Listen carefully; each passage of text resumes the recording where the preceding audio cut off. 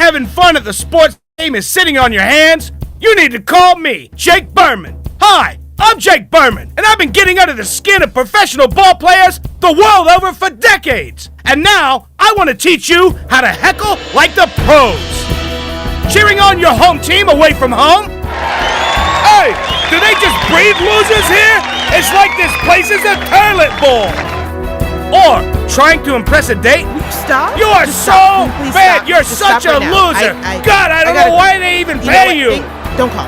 I'm Jake Berman, and the next time you go to the ballpark, you'll be that guy. Call 415-239-9-878-61515. Again, that's 415-239-9-878-61515. Jake Berman! 415-239-9-878-61515. I want you to be that guy.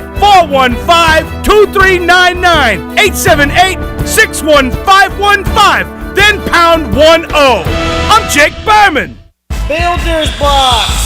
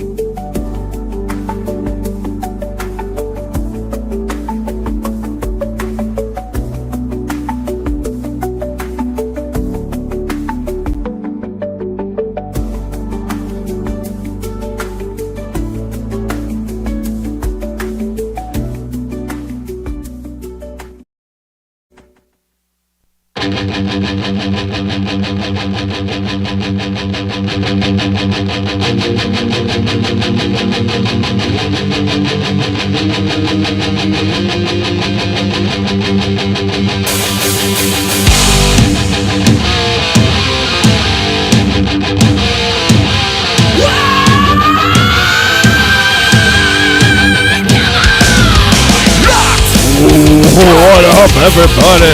Ready to unload. Sorry. Brittany's messing with knobs.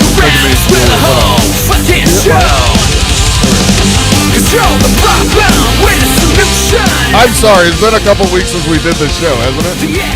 This is Owen and Dirk Pop. Let's restart. What's the mic not working? I wasn't hearing him. Yeah, I didn't hear him either. Oh, okay. You want to start it over? Alright, we don't have to. I was just going to roll with it. Let's do it. Fuck it. All right, here we go. Yeah, I was like really low, and then I saw her messing with things, and I thought she was messing with mine, so I was going to scold her. And Why would I mess with yours? All right, here we go.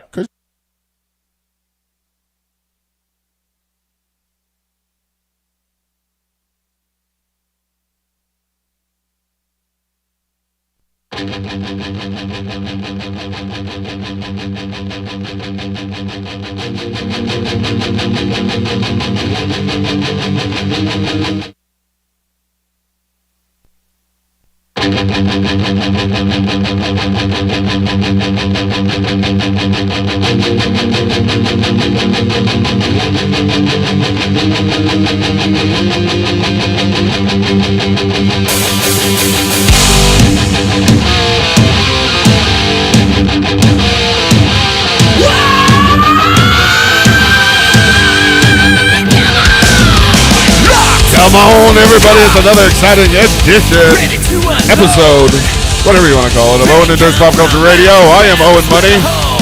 There's so many people. The guy across from me is my good buddy, Dirk. Oh, I can't hear you. Can't hear you, Dirk McCoy. Because my mic was muted. There you go. That's the beautiful voice that I look forward to once a week. Once a week, Brittany. Just his voice once a week. Consider it an open relation. I'm not cheating on you. It's not like we're going to a Coldplay concert or anything. I just like hearing his voice once a week. God damn. Here, to my right is the beautiful Boston Brit, Hello. who I am married to. I have to put that out there. For all you guys watching this going, yum, yum, yum, yum. They're going, I like to fuck that guy. Well, maybe that guy they're talking about is the Bearded Wonder, because we have Bushy too. Everybody wants to fuck me. I think. Hey, I think if I can't say for sure, but if I swung that way, if I was in the I'm your men, type? I think so. I think you might be. You are taller than him. Yeah, I mean, I don't know what to say about that. I guess I'm flattered. I will say, you look like you're good to cuddle with. You got the big chest, the big shoulder. Look, I have big shoulders, and to find somebody with bigger shoulders than me that could embrace me, I'm almost willing to, like, cuddle with you one night. We could have a cuddle party, honey. Is that okay with me? Let's and him? do it. Just Only at a Coldplay concert. though. I only cuddle at Coldplay. Oh man. There's a lot with that whole Coldplay thing that I know. We're going to jump into that in a little bit. There's a lot going on. I will say, one of us, I don't know, this will be like a game to play. Either Brittany or I may disappear in the middle of the show, or we might make it through the whole show because we have I hope so. I like it when you're both here. we have a sick child at home. I don't know. No. We don't have a sick child. Well, It's that the vomit fact was that going the everywhere. mother decided to overfeed The mother. her child. You mean you Yes. overfed our child? Yes. And before he had to figured, leave. know, I like 4 that. ounces- Wait. I like the fact that if you're like saying something negative about yourself, you just refer to well- yourself in a separate Third third person. person. Yeah, That that person person, did that something. person did this Overfed horrible this thing. child. I was thinking, okay, we need to get him to sleep. So he had 4 ounces at dinner, 2 ounces of this formula. Let me see. I let him sit there for a little bit and chill with my mother, and then I was like, all right, I'm gonna change you, and then I'm gonna breastfeed you, and I'm also gonna try to give you this other formula. And I'm just an idiot. So Okay. That's all right. No, it's all I right. overfed and No, I the shoulda- mother's an idiot. Yeah, the mother. the mother's not the brightest. No, I'm just kidding. Oh, man. I'm just kidding. But Babe, your wife is awesome. you were trying to get him taken care of for the whole evening, but Yeah. things happen, and the choice of babysitter is probably not the best, but it's enough to not get us arrested for neglect, right? I mean, the but thought that counts. the only reason I say it might be me because yesterday I got my last wisdom tooth pulled. And it's a little sore still, and I may or may not be on a pain pill for the soreness. So, and true to the show, because I'm a man of the show, I'm a showman. What? The show must go on. I'm a man of the show. I'm a showman, if you will. We start the show off with a delicious taste of whiskey, candy whiskey usually. Yes. And Dirt sent a text earlier today, said, don't worry about getting anything. I got something here. And the only reason I didn't stay home with the children's safety is because last time he told me that, I came here the next show, it was like almost all gone, the whiskey. So I didn't want to, not get a nice fresh drink of the whiskey. right. No, well, I mean that's bullshit. But anyway, I think there was more than half the bottle left. yeah. So this Then is you got shit faced on. Oh, no, This that is- was the other stuff. this is considered to be the alternative to Screwball. Sheepdog. Sheepdog peanut butter whiskey, and this is tailor made for Owen Money over here. All right. Because Oh, God. it's a dog friendly distillery. Nice. And if you look at the bottom, it says not 70 proof, but what does it say? 70 woof. It's 70 woof I love it. sheepdog peanut butter whiskey. So we're gonna try this is supposed to be the second best thing to Screwball. Now with whiskey, it's in a barrel, right? And it stays in Yes. a barrel for. Now in sheepdog, did they put some sheepdog fur in there and give it a little sheepdog flavor? Just give me a splash. I was going No. to say, I love animals. I don't know if I love the idea of a Sheepdog. animal-friendly distillery. It's like, do they need to be in there? No, they're not they in might they're not in the rescue. distillery, but it's like Oh. if you're the fucking master distiller, you're allowed to bring your dog to work to hang out Well, with you. also, True. I remember seeing some of those, and I think I got one of them where like some of the proceeds go to do a. Yeah, that's Tito's vodka That's is what I really got. really big on that. Yeah.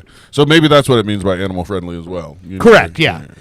So I'm Oh, again, there's I your splash. smell it already. That smells delicious. As I recall it, I had this several times before I ever had Screwball.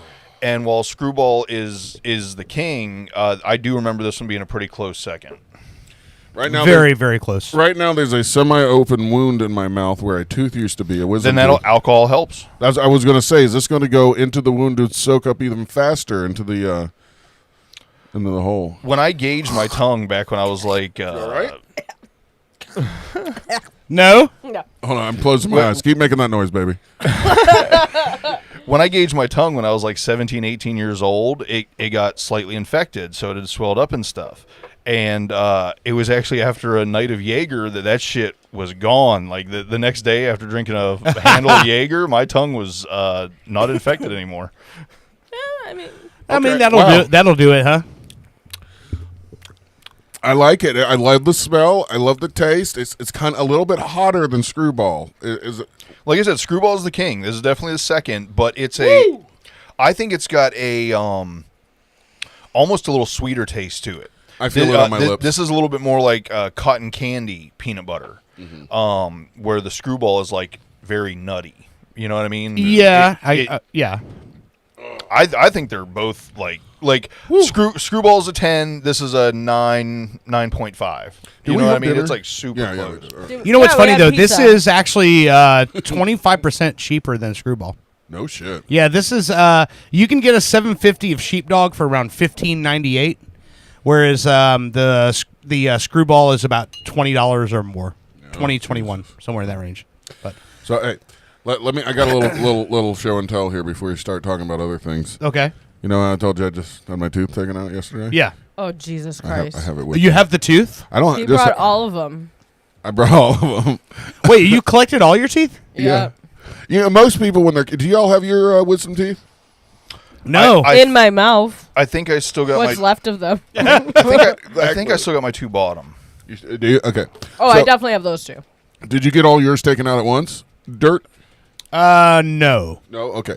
Well. No. In fact, I got mine taken out of necessity because I kept breaking shit. Oh, really? Yeah. Wait, you kept breaking shit or they no, kept breaking? they came in and then I broke them, and then I had to have them taken out when they were broken off at the gum line. Oh. So it was like, yeah, it was a fucking miserable Okay, event. so that's what I'm going to have to do with at least one of them. So yeah, mine were kind of. I'll show you. Here's one of the first ones I had taken out. Which look at these roots. Can you see that? Like, Oh my god, this Oh, sucker was man. in there. but look at the top, and I'm gonna go. And this is gross. But because my mouth wasn't big enough to fit all my teeth. At least my jaw wasn't. The backside of my teeth were covered in the gum because Yeah, yeah. it was Yeah, they- impacted they or cut something. that That's shit the off. way teeth work. Well, no, well, half of it was out, half of it was in. I'm saying the top, not Yeah, the so bottom. it hadn't actually fully broke Right. through, so they had to. So kinda it syrup. rotted away, and look Oh, yeah. look at how the how bad these were in my mouth. But I'm gonna hold on. The one that I had taken out I can yesterday, smell it from here. you can't smell it from here. Can't smell it over that delicious other stuff. God, that whiskey made me hot. damn right. Like I feel like I'm sweating now. Well, I'll just show you. Here. So all these wisdom teeth. Look at it. How big the roots are. That one, and this one, stuff like that. For some reason, the one that I had taken out yesterday, I feel like you should have surgical gloves on. well, maybe this is the one I got taken out yesterday. It has 3 roots, not the 2, and one of the roots, rather than all being straight like it should, is sort of cockeyed. So it's kind of like if you had 2 nails going into a piece of wood and the one sideways. So when they were trying to take this tooth out yesterday, It was wedged in there good. they had to lift one side out till it was totally loose and then pull the other side out and then twist at the same time. I could hear it in my ears, man. It was the weirdest fucking... You know, the worst part is the sound. If the doctor's good at numbing you up, it's really pain free until after. Numbing you up. That's when he pulls your pants down and he goes num num num num num. I got my a God. I got a little nervous when he numbed me up because I mean he gave me a shot and then they wiped something in there to numb it up as well, and it got so good like the whole half of my tongue numbed up, Yeah. and it got down my throat a little bit and it felt weird to swallow and I started to panic a little bit. Yeah, and they're like, yeah. "Are you okay, sir?" I guess I That's saw me half the fidgeting. fun. And I'm like, "Oh, yeah, of course." So I couldn't let them know I was freaking out. 'Cause, Right. You know, they're about to pull it. Like, I'm not a puffy.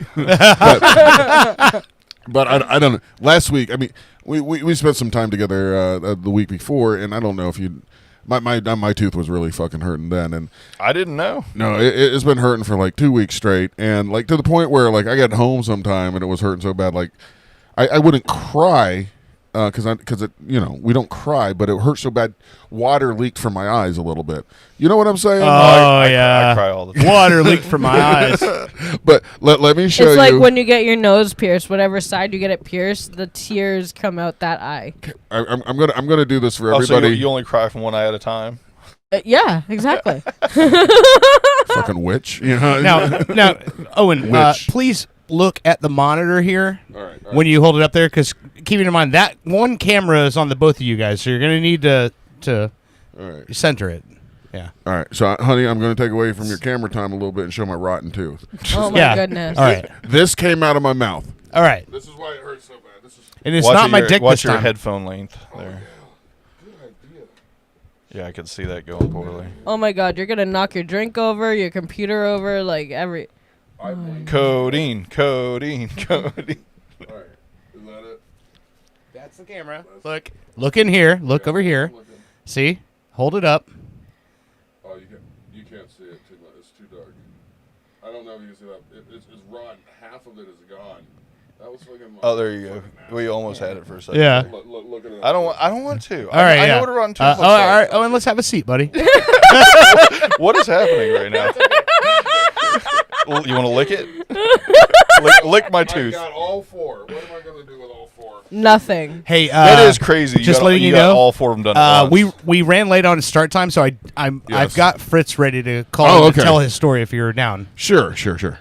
So I didn't I want don't know. With all this- I don't want to cut your rotten tooth story short. I wanted to give you your flowers on that. Well, we got all this good rotten tooth footage. I'm thinking I might need your help, buddy. Could you drill a really small hole? Yeah. Okay. Oh, Yes, Jesus, I can. No. I'm going to make a necklace. Anniversary necklace. No. All right, here we got I'm it. wearing it. Fritz, can you hear us? Yes, can you hear me? Yes. Yes, sir. All right. Hey. So listen, I didn't tell the full story because this is your story to tell, not mine. But I teased it a little bit, and I told them that there was some things happening with you that are taking place not within the continental U.S. So would you like to tell this crazy fucking story about what's going on with you right now? Yeah, I mean, it is a crazy fucking story. Good, hell of a lead, by the way. Not in the continental U.S. It's almost like I'm drug trafficking. Which I am. Dude, if they Just have to be cut clear, you open for I am drug trafficking. No, you don't have to cut me open for it. Was that Brittany? Yes. Fuck you, Brittany. I'll give you my stash. Jesus. I mean, I am from Boston. We cut for very little. Oh, I didn't know you were from Boston. That's Yeah. great. That was a joke. I love you. Of course, I love you. But Yeah, also so, to preface this, when you told me this story, this sounds very similar to some of the documentaries we've seen recently with just weird shit that pops up in the around the world. So yeah, yes, and I will let you say what you told me. But so you guys know. What do you know about like the Greek mythologist project? And it's okay if you don't know anything about it, but let's go around the table. So let's start with Bushy. Nada. Okay, Brittany, I didn't know they were working on that. and then Owen. I know from the name of it, Greeks are doing a project. Oh my God. No, I don't know anything. Well, that's close. So back in 2009. So 2009, I was 24. I texted Chris Cucci, who's the owner of Post Records, and I was like, man, I was like, I kind of wish I was just like a ancient Greek civilian at heart, and like we just go back to worshiping the like Olympians, All right. And he goes, well, that's my religion. And I didn't know if he was fucking with me. And I go, really? And he goes, yeah, my first name is Christos with an X. And that's true. And I go, oh, I didn't know that. He goes, yeah, that's why I just go like Chris. I go, fuck, I had no idea. So I was like, when I was in 8th grade, I read Edith Hamilton's Mythology. Now, this book came out in like the 60s, and I had a paper book version of it that my older brother Ryan had. He had to read for like a humanities class. And then he was like, man, there's some really good stories in this. And he meant it. And he was like, if you want to hang on to it. And I was like, yeah, because, I liked books, ever since I was a kid. So in 8th grade, we had like assigned reading time. And I decided to bring in Edith Hamilton's Mythology, kind of as a flex. I'm like, what up? I see you over here reading Twilight or whatever, like, fuck you. And and I get halfway through, and I'm like, whoa, man, like you want to just keep reading. And Edith Hamilton, I believe, was a British historian, anthropologist, and she would go to ancient sites. So she had this insight. She would glean insight into which writers believed what they were writing, like they were reverent. Some actually believed in Zeus, and then some who were irreverent. Some were like, look, these are just stories, right? Like, it's okay, and that is a healthy society. You have naysayers and you have people who are apologists, right? So I was like, this is fascinating. And then that stuck with me until 24, my conversation with Chris, and I go, you know what? I have a month off from touring. I'm going to write an album or at least an EP of as many Greek gods and goddesses as I can. So I researched the 12 Olympians, Nice. from Zeus and his wife Hera all the way down to, Hermes. And 28 days later, with my 4-track, I came up with this album of 13 songs, and decided in November of that year, 2009, to have my friends come over and become the Greek gods and goddesses with makeup and just like togas. And we took, I think, 3,600 photos Yeah. of that evening. And then I don't even my remember who the idea, motherfucker was I was playing. you were, I was the one holding holding the apple wrapped in tinfoil at one point. I don't know what that means. yeah, you were in Aphrodite's story. Yeah. And I can't remember offhand. Yeah, Okay. you were a king or a prince. Okay. A cherub. I see I'll a take cherub. that. But I had all of my friends come over from let's say 10 a.m. until 10 p.m. Yeah. We had people coming over, getting in and out of makeup and doing different roles. Like my buddy Chris Ray, he was in the role of Poseidon, Zeus, and also Hades, because they were the three brothers. So he's in, he is all three of those gods, almost like they're triplets. And then I was like, I thought nothing of it. Everyone who was involved liked it, and then I rendered those videos on YouTube. In 2015, 6 years later, I decided, because I was like, I didn't have any projects lined up. I was like, hey, I reached out to Chris Cucci. I'm like, I'm going to release the Greek mythology project. And he goes, to be honest with you, that's the best stuff you've ever done. I was like, really? The stuff I wrote in, less than a month? And he goes, oh yeah, it was great. It was like, he played one of the characters. He was like an unnamed Greek civilian. Yeah. And his brother played Dionysus, which was great. Yes. Yeah, Joe Cucci is a great Dionysus. So I release on YouTube Greek Mythologist Volume 1, and it's got 6 or 7, and then Greek Mythologist Volume 2, I think a week later, which was the rest of them, 6 or 7. And I can't remember offhand which has 6 and which has 7. But like Apollo and Artemis, they were twins. They were on one. And then I separated like Zeus from Poseidon and Hades, I believe. Yeah. So anyway, that comes out. Flash forward to 2025. Actually, flash forward to 2022, and I get like the Spotify like weeklies. And the Greek Mythologist Project has 7,000 monthly listeners. Wow. What? And it's really hard to be in music and not be an ego-driven maniac, but I'm not. So the Real Fritz project has 9 monthly listeners. Florida Slang has 10 or so. Mumsy has 20. Luscious Lisa has 60. I'm like, whatever. Yeah. But then like a lot of my friends will release albums and it's like 2 million monthly listeners. And I go, how'd you get that? And it's like, oh, it's all bots. I'm just paying some bots. I'm like, all right, whatever, whatever you got to do, I guess, to chart. Yeah. So I decided this one was organic, and I looked at the playlists, and it was people putting these songs on their playlists. Some were like Greek inspired. And then I think to myself, somewhere like the teachers, project is educators called- were using the songs to teach people the story, right? Something they didn't have to pay for, right? Also. But that's what I pay thought. For Spotify. Yeah. yeah, I could, yeah. Like when it first hit me that there were like 6,000 people listening per month, I didn't know who it was.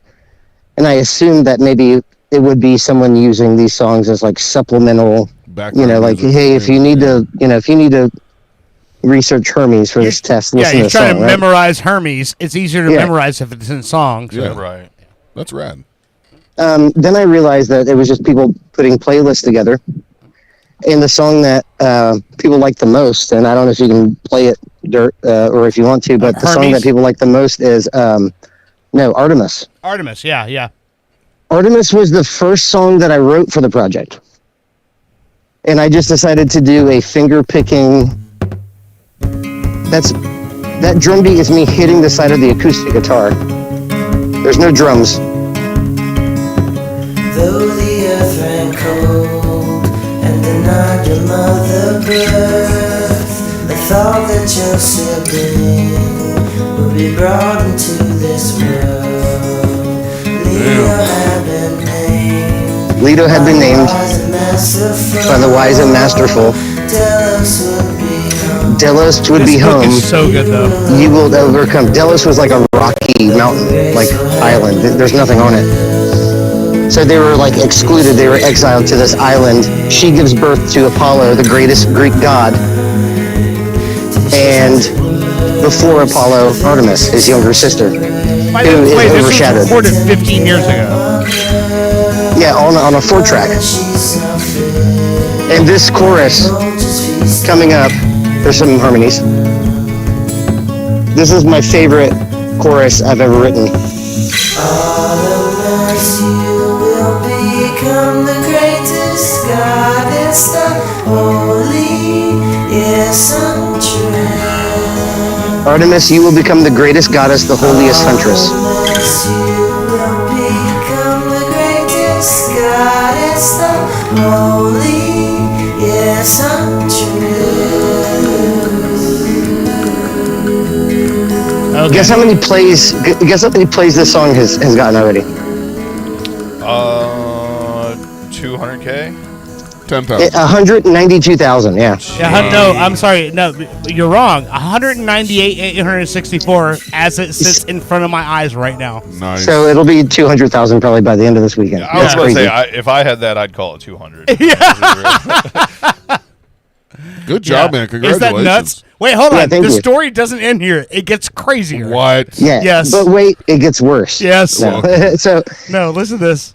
So I'm starting my new job at Active Engage in Maitland, right across from the cold death shadow of iHeart, All right. and I'm learning the ropes. And I see on my phone there's a Gmail notification, so I swipe down to just to see if it's like a subscribe email or whatever, and it's from the Greek Myths Gmail email, and it's this person who says, "Are you the person who wrote the Greek myth, like the Greek mythologist songs?" Yeah. I go, "Yeah."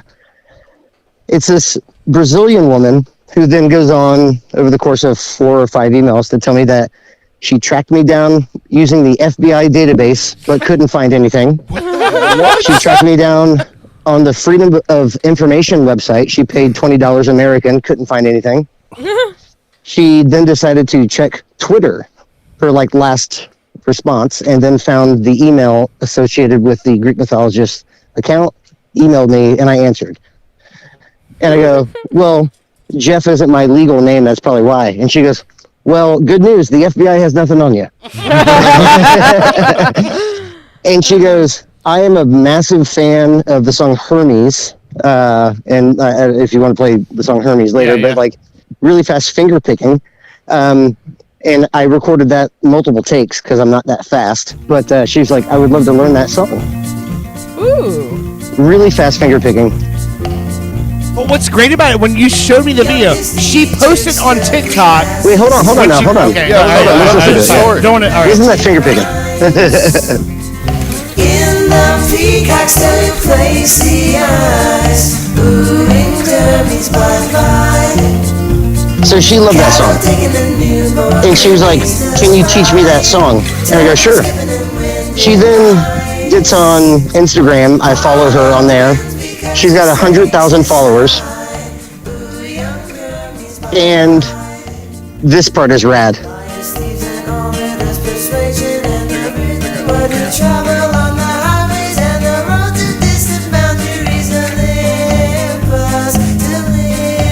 So that's liars, thieves, and orators, persuasion, and the written word, who travel over highways and the roads to distant boundaries. So travelers. So if someone takes a flight, you give a little hat nod to Hermes. All right. Hermes was the messenger of the gods. He was fast as fuck, boy. The Flash. So she was like, man, Hermes is so good. So I sent her a video of me playing the song for her. And she goes, my boyfriend's going to teach it to me. Then sent a video of her boyfriend teaching it to her, which is really cute. She did a 10-minute long story post about how she tracked me down in Portuguesa. She was like, I understood that she was like, she said Facebook, and then she said photo with a chica. So, you know, obviously that's my wife, Darcy. And she's like, and that's him. And then in the week that she did that video, I had on a almost dormant account on Facebook, I've had 37 new views. Nice. and then I got 2 random people who friended me and who then immediately messaged me and was like, are you the Jeff Eldrin Fritz who does Greek mythologists? I go, yeah. And they go, man, that shit is so good. I'm like, oh, thank you. That's I fucking reached rad. out to, so yeah, go ahead, Dirt, if you want to say what you No, told me. I told him, I go, dude, you're the fucking sugar man of Brazil. Oh, fuck yeah. Yeah. But what's funny is when he showed me the video, she posted the video on TikTok about how she's been searching for him for a year because this music meant so much to her. And I'm like, when you look at the plays and you're like, that doesn't happen like accidentally where you get 200,000 plays on a song. And just looking at the list of the songs, just out of your top 1, 2, 3, 4, 5, the lowest one has 56,000 plays. Wow. Like this Yeah, is which one was not. that? That is Dionysus. Yeah, And- that's a shit song. Well, Dionysus is about the god of partying. It's about the guy who who's parties to excess. That's why Yeah, Joe and Cucci I played him in the video. I think that's the opening song on Volume 1. But But the crazy so- part is, like, when she posted the video and she made the announcement on TikTok that she found him, it was like it reminded me of Searching for Sugar Man when they're like, "We found him. He's alive." He does exist. Yeah. yeah, They and do that's like exist. that. Like I've always wanted to be that. Like Discovered later on. no, not really, but like I like Celebrated in that as way. a producer, you Yeah. know, like you get the music out, and then, you know, I was always told the cream rises to the top. That's Yeah. not always true, but in this case, it is something that I like, and I love that it happened like this. You're but like definitely- it's You're it's definitely unexpected. on the rise, we'll say. You're Well, and also- creaming right now. I was gonna say you're creaming. You're creaming hard. Bro. Yeah. But what goodness you gracious. told me about on the patio, so Chris Cucci bought a vehicle at the love place his where I name. work. And, Yeah, I have a funny story about that. And he told me when he's standing at my desk talking. By the way, I'm the same asshole you hear on the air when I'm away, when I'm at work, but it's just no one. Yeah, he around told me here. about that. Yeah, and so he told me, he's like, yeah, dude, I told him I got the scratch for that. So you got maybe a project in the works that you're gonna take this project and do something with it. Yeah, so I reached out to Cooch and I was like, do you think we could do vinyl? You know, because there's like, we've gotten up to 9,000 monthly listeners. We could promote it through Spotify or pre-sale to see if we could do vinyl, which like the front cover would be Volume 1, the back cover would be Volume 2, like as a like side A, side B, and get all 13 songs out on one vinyl. And he was like, yeah, I think we can. We just need to do research and see how many we need to press because, you know, Well, 9,000. yeah, well, I mean, we've been through this before of like having leftover vinyl and then Right, I just throw it away. I And then I have make the other vinyl more expensive, I have 2 which records. has never happened, by the way. Bad idea. Don't do that if you're listening. I have 2 records, and I would love to make it 3. So There you go. press like 10,000. I say. Yeah, you know what? We've made vinyl collections out of you guys. So listen, Mike. One of these so- days, I'm gonna have to buy a player. I know. So Jeff. So Bushy took a liking to Mike Tony. as you know. Yeah. That beautiful motherfucker. And he sent us records, and he sent a record to Bushy. It's the one was that My Money Grows on Trees, and autographed it to all of us in the studio. And then I put out the Awesome and the Ass Kickers record, and so everyone has that record. So maybe this will be number 3 when everyone in the studio here has a copy of Greek Mythologist on vinyl. And I'm really disappointed about your record, The Awesome and the Ass Kickers. What's that? They didn't actually come with a pair of underwear. Oh yeah. I want you. You guys. I didn't open mine, so I just suspended disbelief. I was like, they're in there. I've never listened to it. I was like, well, I don't have a player. Fuck you, motherfucker! You're on it. What am I supposed to do? Spin it on my? I know. Yeah, it was a joke. I know. I'm not going to Yeah. be happy until your face and your bandmates are printed on my whitey tighties right in the front. Jesus I will make that Christ happen. almighty. All right. I will So make that yeah, hopefully the next thing is going to be this thing going to vinyl. I was even talking to him too. I was like, I would like Volume 3 on there too, because that would be. Well, Volume 3 you addition- put out during the pandemic. Yeah, that was 2020. We were all, 2020. We were all like And- housing. He wrote a 3rd volume that is all the I guess 3rd tier. Like, if they made Volume 3, does that mean are they really like important or? Well, yeah, it was like it's just continuing. So what's funny about that? It's, Thank you for asking. Hestia, yeah, so- Asclepius, Eros, yes. Iris, Hecate, and Prometheus. Yeah, so there were actually 13 Olympian gods that the ancient Greeks respected and worshipped, and one was Hestia. Yeah. Hestia was the goddess of the hearth. She was the protector of virgins and the family, and she was very austerely worshipped. And she didn't make it into the Western British takeover of the 12 Olympians. So first thing I had to do was rectify that. She's the first track. And then I did the god of medicine, Asclepius, and then Iris, the goddess of rainbows and light, and Hecate, who is the dark side of the moon.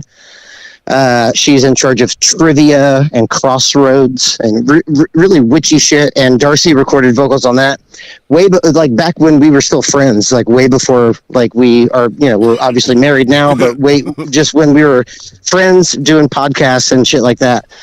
So I would like to get all of that onto vinyl too, because Dan Orr is also on Volume 3, and I kind of want to give credit where credit is due, but I don't know how we can get 20 songs that makes sense on one vinyl. It's got to do it, mate. It's got to be a gatefold. Which is going to be more expensive, and Cooch is going to say no. No, well, I'll talk to Cooch. We can figure something out. Okay, yeah, I got this new company that I found that I think can make it happen. So, by the way, Cooch said, "Yeah, I was hanging out with your brother," and he was like, "Hey," he goes over to the South African guy. He's like, "Hey, tell me about South Africa." He's like, "Oh yeah, I had dogs to protect my farm from raiders." And your brother Dirt was like, "Isn't that crazy? He had dogs on his farm." Nice. no. Hold on. He's not telling you all wild. that. There was some crazy ass. Oh, no. No, I can go I'm on. not He gonna then go said, into it. "Hey, Yeah, tell him about how we threw baseballs with our dicks out." And Melissa said, "You got to get out of the house." And then Cooch goes, I did "Yeah, we know- were throwing baseballs Yeah, I with our did dicks know- out." I And did Melissa, know my wife, told me to get out of the house. No, yeah, he told me all that. Yeah, yeah. I told that story. I did. It was funny. But listen. In my defense, it wasn't just I went to a random person. This is a guy I literally see more than anybody in my life because I'm with him every day, and we're And by the way, this guy also works with my dad, so we're Right. all part of this. You're little fine. group. Owen was talking about cuddling me because I got broad shoulders earlier. It's good. Yeah. Yeah, you Can can't I- tell me that you don't look comfortable. Can I just say this one last thing about the classics, right? The Greek stories. Yeah. Why I love them, and obviously why they still resonate with people. Number one, I think people have found Greek mythologists on Spotify and Apple Play because they type in Greek myths, and then Greek mythologist just happens to come up with that blue check mark, right? And then they listen, and then they go, "Oh, this is pretty good," and it sounds old. And I think countries around the world like that. So it's lo-fi, and people dig it. You have that, and you have a lot of people who are into different religions, and also the theater aspect, and what you get taught, through music and stuff like that. Like That's a great segue, Brittany. Me being brought up in theater, like I did Antigone in college, and I thought it was the best. I mean, we even made it. Oh, it's fucking amazing. Antigone. Yeah. Trying to get Who the hell is trying to he? get the rotting body away from enemy lines. Yeah, it's a great tragedy. But what is amazing, what is I think amazing about it is that you have instances like Cupid, right? Yeah. Cupid who shoots his arrow, or Eros, right? Sexy. Eros. Eros was always blindfolded, so Eros never knew where his arrow was shot. Yeah. And what is a common cliche that you can attribute to that? Love is blind. Yeah. Love is blind. That came from the Greeks. I've been getting fatter and fatter just to increase my chances of getting hit, but it doesn't seem to work. That shit is real, right? Yeah. You can see yourself falling for someone, and then you wake up in the middle of the night, you go, "Oh my god, I fucking love this guy. Why? How is that?" And you don't know exactly, right? So that's what's beautiful about Greek myths. Another great thing that I like bringing up is when I believe it was Theseus. When Theseus went and battled the Minotaur in the labyrinth, he was given a spool of yarn, of thread, and he was told to tie it to the start of the labyrinth, work his way in. When he gets to a dead end, follow the line back until you're into the heart of the labyrinth. Mm-hmm. Steal what you got to steal from the Minotaur, and then get the fuck out of there as quick as you can, right? Yeah. So when that was translated to English, the English author Chaucer determined that from the Greek text, a bundle of string was clues, Clewes, clues. Over the time, that became clues. Okay. Yeah. And clues begat over time into a clue on a murder scene. Mm-hmm. That's why you unravel the clues. Yeah. Oh. Because of the Greek classics. Isn't that fucking amazing? It is. It is. And the police are also, they wear the blue. And when because they're pigs, fuck the pigs. No, you got the blues, and you got the clues, and you have the dog that goes to the mailbox and brings the mail to the kids. Never Blues, Yeah. Blues. Yeah, there you And, go. and they got dogs on a farm. Exactly. And they all want to fuck Bushy. I mean, obviously, I love all of the Greek tales, and I also love that half of them didn't believe it when they wrote it. You know, they were just like, "This is a good story," and then because they wrote it and the other half did, they were like, "Really?" Somebody on our YouTube channel just posted, "The more you know." Yeah, there you go. Yeah, for sure. This is a very smart segment. So thank you, Fritz. What I think is Taking the crazy smartest about the it to me show's is ever like been. when I said you're like the fucking sugar man of Brazil. It's so crazy. Like when he showed me that TikTok, and this girl was so excited, and you saw all the numbers of her video, where she's literally been posting for a year about trying to find this guy. Yeah.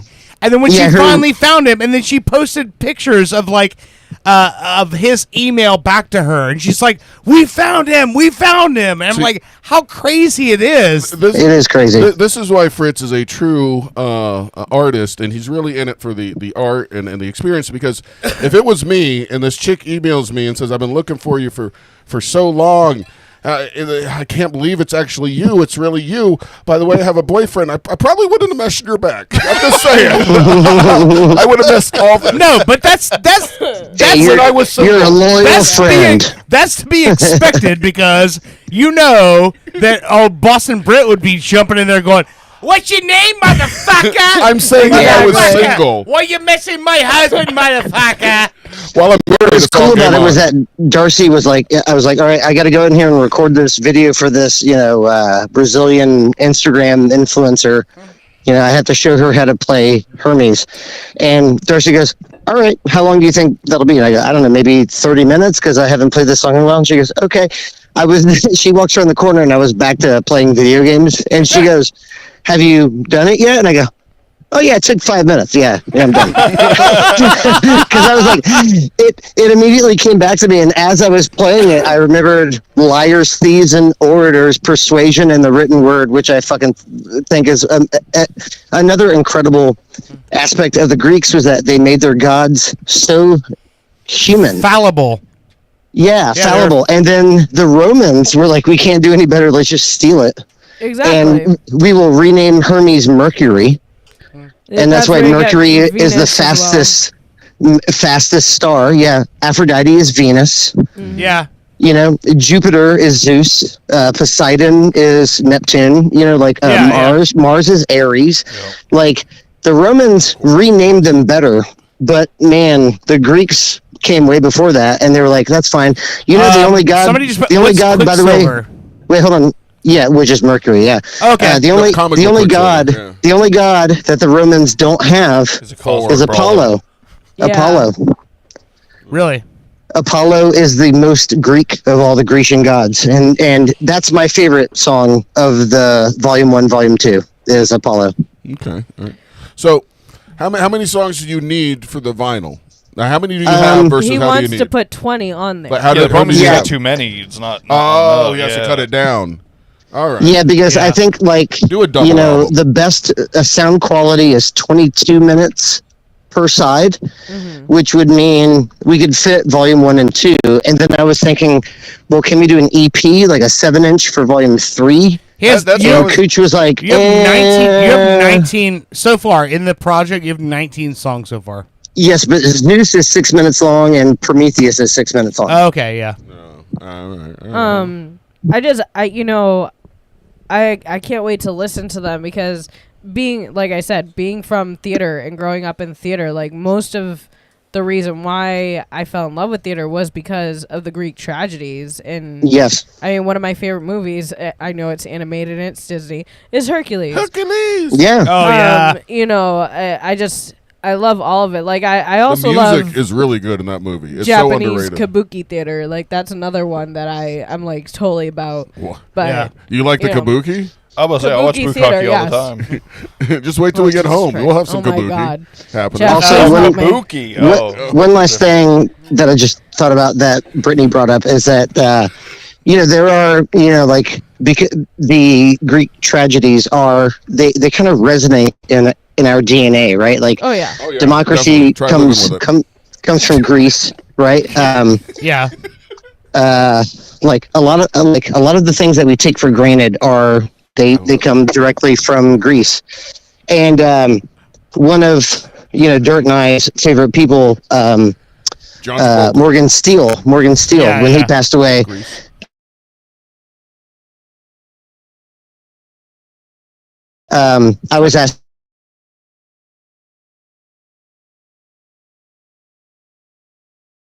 It's one of my favorite acoustic songs I've ever written, and it's about how Hera is upset that her husband is constantly cheating on her and gaslighting her. And it's from the point of view of, like you kind of knew what was going on and then you victim blamed, but it wasn't about you. It was about other people making you into who you are. Yeah. And when I played it at Austin's, I remember people going, "Whoa!" And I just got up off the stage. I was like, "All right, I gotta go." And I went off stage and I cried a little bit because I was like, I felt like Morgan still wanted me to play that song. And Yeah, yeah. I don't know if you can play a little bit of it, but really cool, like kind of jazz chords. And one of my favorite choruses, and it's like 2 minutes long. Hera, right? Hera, yeah. This Okay. is Zeus's wife, which is Juno in Roman mythology. All right, this is it. Here we go. I'm doing a lot of nodding like I understand. I'm like, also I've really seen good these at people in math, video and that's games why I like before. the Greeks as well.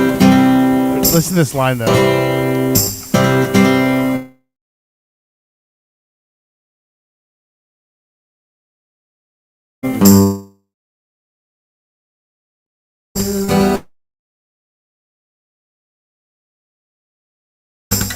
Every time you open Betty down the line without you.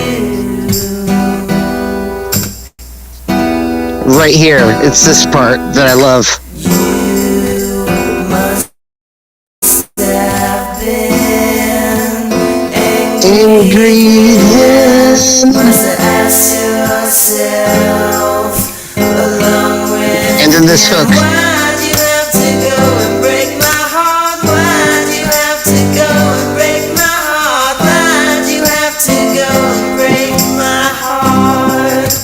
I fucking love that. Like it's Really good. Yeah. I got lost in that. It's so Hera. I don't find comedy inside Tales About You. well, it's so lyrically driven. You know, it's just like you Oh, really it has to focus be, on- you know, because you have to describe their plight and their story in a couple of minutes. And Hera was not talked about because it was a male-dominated Greek phallocentric society. Let's be honest. So Hera was relegated to the conniving, evil bitch wife. So Zeus is just, transforming himself as a swan to rape a young girl, and that's cool.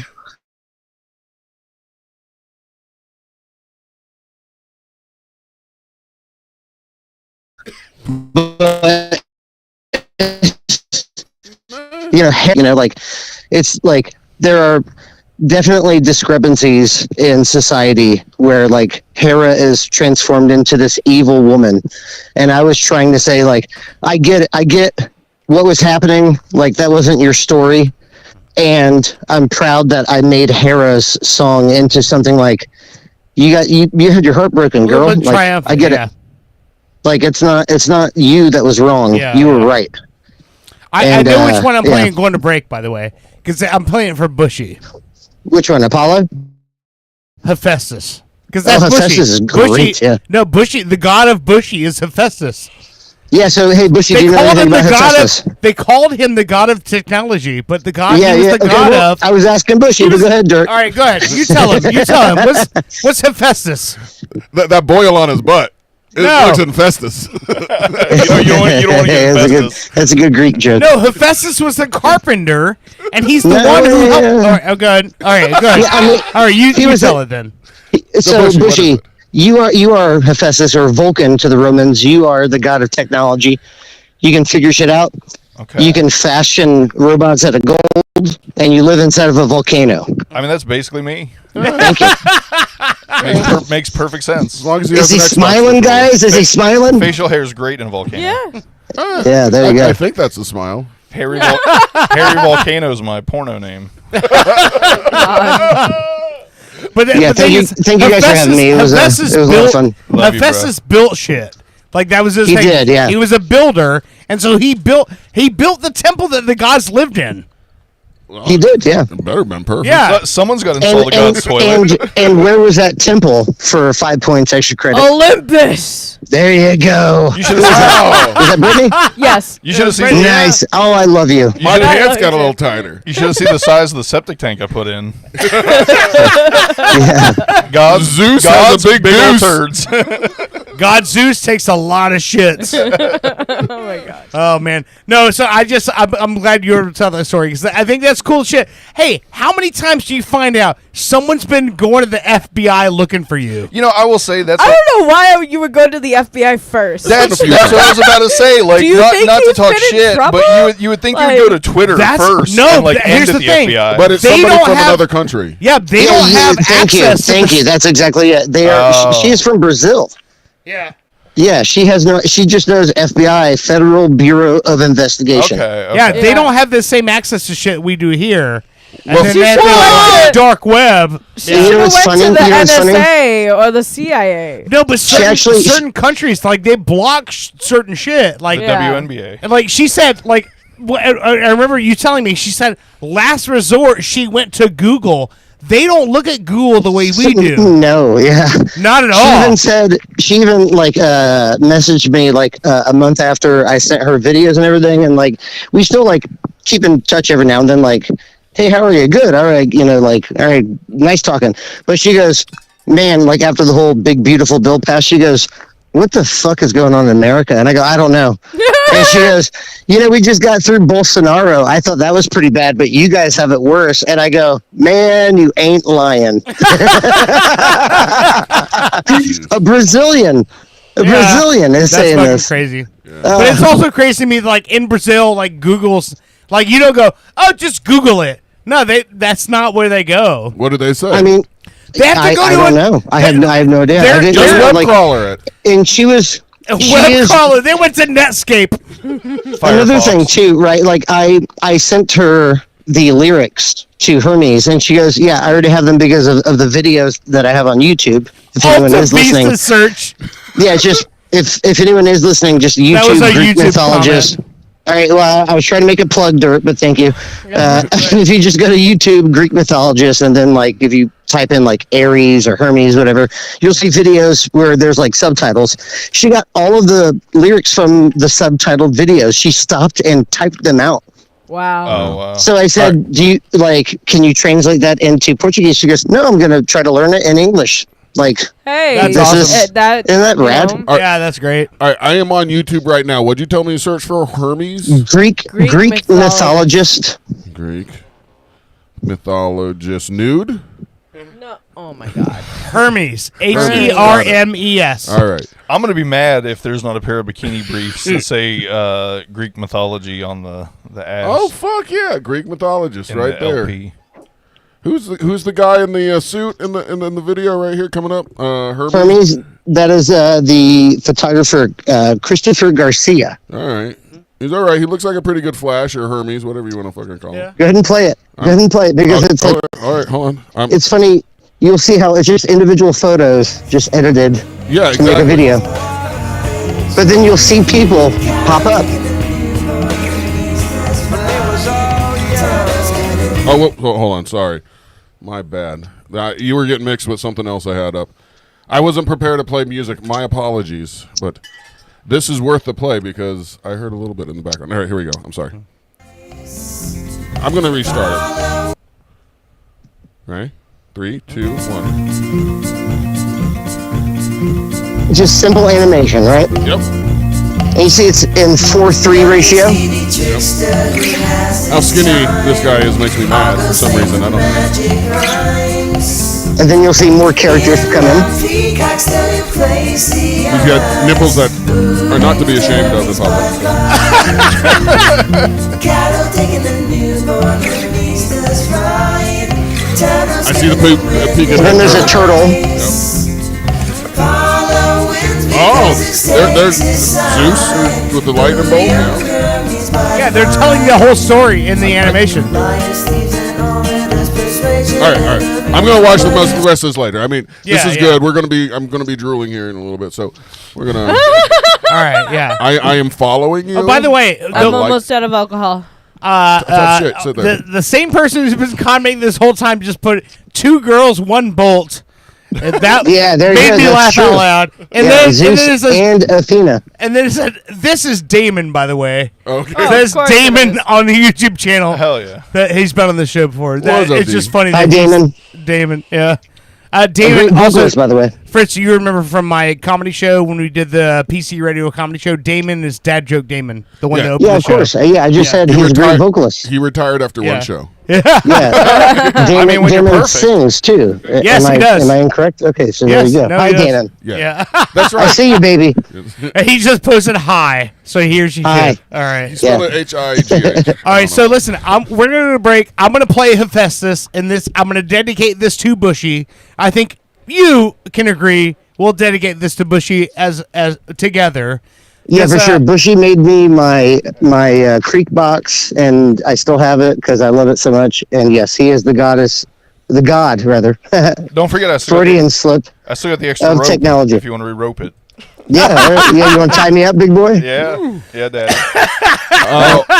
So, are you going to play so I can listen to the song? I want to hear Yes, it. I'm going to on my- start it. on my I'll cell phone. start. All I'll right. start it here. Here we And go. hang on during the break. When we get back, we're going to talk about the Coldplay cheaters and some Yes, other we will. Yes.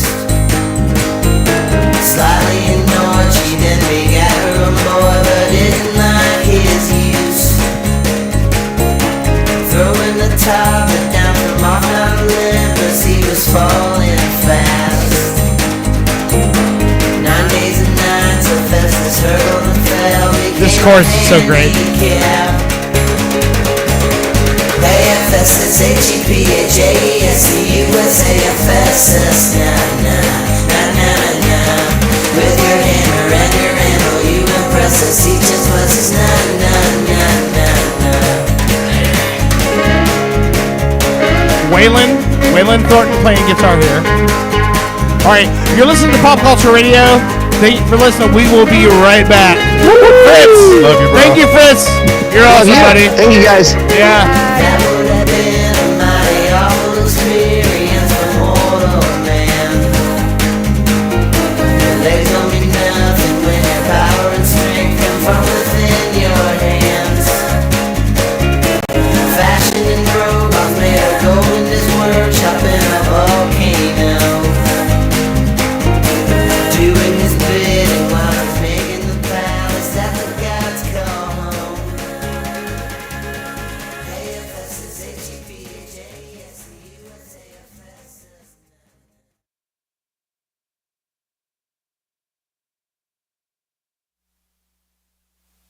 I'm Sergeant Barkus Clayton. In the 2 decades of my professional career in Central Florida, nothing has twisted up my gut more than the cowards who've taken the baby swans from Lake Eola. The poor Mother Goose calls day and night for her babies, and now she's calling me. The so-called Signet Caper is nothing more than a depraved, hollow individual seeking out the most innocent life form to torment and terrorize. I vow to track these suspects down using force if I must. If you're the one who did this heinous crime, me and the crime ender's gonna find you. Only a jackass would do something that stupid. Or maybe you don't have a brain in that ugly head of yours. If that's the case, I can't help you. But I will find you. And maybe, if you turn yourself in, I'll go easy on you. But rest assured, Central Florida, Sergeant Barkus Clayton will be vigilant, ever present, gun in hand and law on my side. I will not lose this fight. And you can take that to the bank of Lake Eola. You've seen the phenomenon of making a murderer. Now it's time to go a bit deeper. Super TV3 now brings you Making a Shoplifter, the documentary tale of a man accused of an unspeakable crime. Do you know why we brought you in? No. Oh, you know what you did? No. You stole something. I ain't stole nothing. What was it? I ain't stole nothing. Yes, you did. I bought this with 2 quarters. I had 'em the whole time. What did you steal? Nothing. The riveting drama. I don't know who planted them crumbs on me, but they don't want me out of this security booth. The shocking admission. Hey, hon. Yeah? What you doing? Nothing. What you doing? I don't know. Yeah? Well? I don't know. Yeah? You know. Well, what they got you there for? Yeah, I've been sitting here about around 18 minutes. Ma, I really have to pee. You at the mall? Drama unhinged. We have the evidence, the surveillance tape. Your Honor, he stole a bag of bugles. I hate bugles. Sir, you are currently wearing bugles on your fingers. Playing witch fingers don't make me guilty. I just like to have a good time. In a new 18-part series, Making a Shoplifter. Don't miss a single second. Only on Super TV3. New from the makers of Sicker, the hottest craze in passive messaging technology, Singstagram. You speak it, we sing it. For all the good times. Congrats on graduating. Congratulations on your graduation. And the not so good times. Sorry to hear about your loss.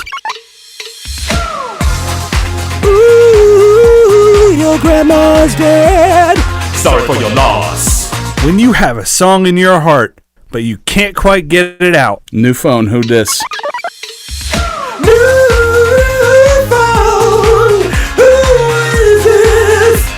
I lost my phone. Or total avoidance. Can you just let him know I'm not into him? Stay away from her, she doesn't want to talk to you anymore. Singstagram. Every message can be a song. From the makers of Sicker. Looking for professional installation for that fence? Don't want to do it yourself? Look no further than Fence Crafter, Central Florida's newest and coolest wall building company. If you're like me, you want a yard wall built exactly for your personality, and Fence Crafter will absolutely do it for the least amount of money. If it's important to you, we'll do it, guaranteed. Custom painting, 3D print renderings, and free shipping is the Fence Crafter way of business. Call or find us on social media for your free estimate. Fence Crafter. Take things to a new level upon Wii with the first annual French Riviera Games. Events include cigarette smoking, depressing filmmaking, scouting, esoteric performance art, and Moustache. Fun for the whole family. We will have disinterested mimes that will challenge your child's sense of existential security. And a bounce house. A special appearance by over 50 Serge Gainsbourg impersonators. And Jean Reno. Check out our Midway games and events. And Baguettes. the French Riviera games. Where the wine flows like the river Rhone. Coming to an empty field near you. Ginkgo Kielbasa, from the people who brought you Energy Brat, comes a taste you'll never forget. Ginkgo Kielbasa. The first time you met the love of your life and the smell of the air. It's a MeTube memory miracle! Ginkgo Kielbasa. Overcoming the rival team, and the first time you won the game. Listen to that crowd. Ginkgo Kielbasa. The first time you couldn't pay rent and the taste of delicious ramen noodles. Ginkgo Kielbasa, the meat you'll remember. From PP Boy Records, the 28th installment of the #1 compilation, bringing your favorite songs from the early 21st century. Now that's what I call dubstep. Featuring artists like DJ Schmutz, Duckhead, 28 Punch Monkey, and Andy Templeton. For example, who could forget this ditty? And of course, this heartwarming toe tapper. Do you remember dancing with your best girl to this one? It's a blast from the past, from your bar mitzvah. Nothing says Mazel Tov quite like this.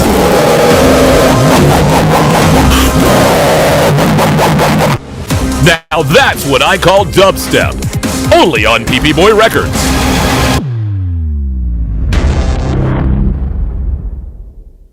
If you want to live your best life, you need to call me, Jake Berman. My life revolves around sports, but maybe yours doesn't. That's why I'm introducing the Jake Berman Betterment Program. Let's hear from a few satisfied customers. He's changed my life. His classes, they mean everything to me. Excuse me, sorry. need something? Cheryl, I'm going to need those reports on my desk that we talked about by 5. You see my lips move? I am talking to I'm sorry, I a didn't realize that friend. you were talking to Can't someone. you see I'm talking to someone? But don't take my word for it. Jake's teachings really helped me process the death of my grandfather. Here we are to honor this man who loved immensely, who held tightly, who caressed Hey, gently. come on! Is this a wake or a wake me up? Wrap it up, buddy! Come on! I'm Jake Berman, and the next time you wake up, you'll be that guy. Call 415-239-9, 878-61515. I want you to live your best life. Call 415-239-9, 878-61515. Then pound 10. I'm Jake Berman. Do you handle sensitive information across your servers, but hate taking the responsibility of serious repercussions if they're mishandled? Introducing Hillary Mail. It's like Snapchat for national secrets. My ex must have accidentally sent me nudes. What? No way. Should I open it? Let me see. Yeah. No way, Jose. Or in Espanol, soy tu abuelita. Nothing sticks on Hillary, and it shouldn't stick on you. I just emailed my boss and told him off. Aren't you worried you'll be fired? Nope, I mean, you're gonna be fired. I got Hillary Mail. Mike emailed awfully late. I stand with you if you stand with me, regardless of what you stand for. Hillary Mail. For when you just want to do whatever you want to do. Coming soon to the parking lot of a mid-level amphitheater near you, it's the Out of Touch Music Festival. Do you like spending the entire day in the hot sun thinking, oh yeah, I remember them. They toured for over 30 years and now you'll wait over 30 minutes to hear that one song. They couldn't replicate their initial success, but they didn't break up. Each act guaranteed to have at least one original member. The Out of Touch Music Festival. It's not that new music is bad or you're too old. It's both. After being laid off, attorney Crab Newberg was able to recover $2.1 million from me. Thank you, Mr. Newberg. You're welcome, Joe. I was honored to recover $2.1 million for Joe after he was fired from his job, and I'd be willing to help you too. I've graduated from an accredited law school and passed an intensive examination in the state of Florida. No one has the right to treat you like dirt, but if they do, I will make them pay. Simply go to AskTheCrab.com and see what Crab Newberg can do for you. Tonight on Orlando's Super TV3, from the producers of Naked and Enlightened, we bring you the social experiment of the century, Pop Swap. Who's got the TV? Who's got the batteries for the remote? That is the remote for the Himalayan salt rock lamp. Salt rock? What the hell is that? We don't have a TV in Oh, here. TV, yes, we have a TV. I worked 30 years for we have a Get TV. in tune with, the root chakra. I got my chakras. My doctor prescribes them. Rhonda, you're talking nonsense. Actually, I have an earth name, and Your that what is name? Rabbit Fox. The what? Watch what happens when millennials meet their new grandpas. I'm so hungry. This sandwich bread tastes like pride bread. Grandpa, what are you doing? Put it down. That's not your food. That's my food. It's gluten-free. Yeah? Do you know what a gluten is? Yeah, I know what gluten's I'm gluten-free. you're damn right you're gluten-free, because me and all of my friends, we stopped at gluten. No, you didn't. Sure I did. No, you didn't. Mm-hmm. No, you didn't. Yeah? You did not. The glutens, they were coming out of the woodworks. They were Tommy, and Tommy was from Kansas City, so we called him KC. Right behind me was Tex. He was from Baltimore, so there we were. When Generation Y mingles with Generation What? All right, see you in a week, Pops. Huh? No, not you. How you doing, face? Hey, you get your mangy Boys. mitts off of my granddaughter. You're not my granddaughter. Don't you Your tell mouth's me what to do. This is damaging me emotionally. Who? The greatest generation in human history faces their greatest challenge. Pop Swap, only on Orlando's Super TV3.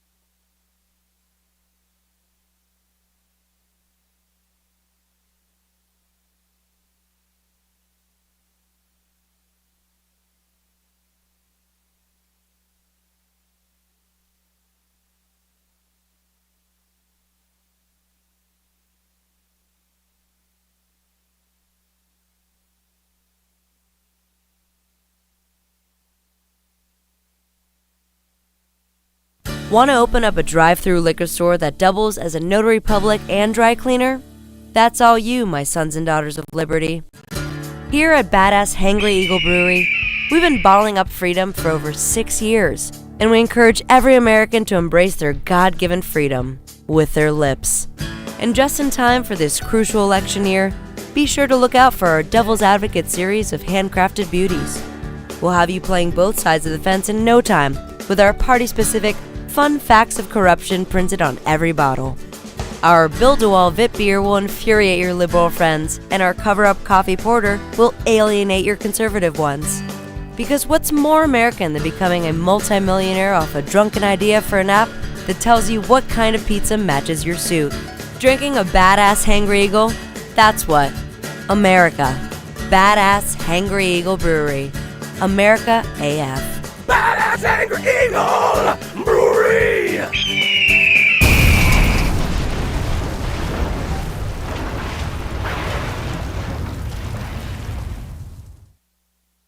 Every year, people spend thousands of dollars on pedigreed show-quality dogs. Fancy, right? Now look at your own dog.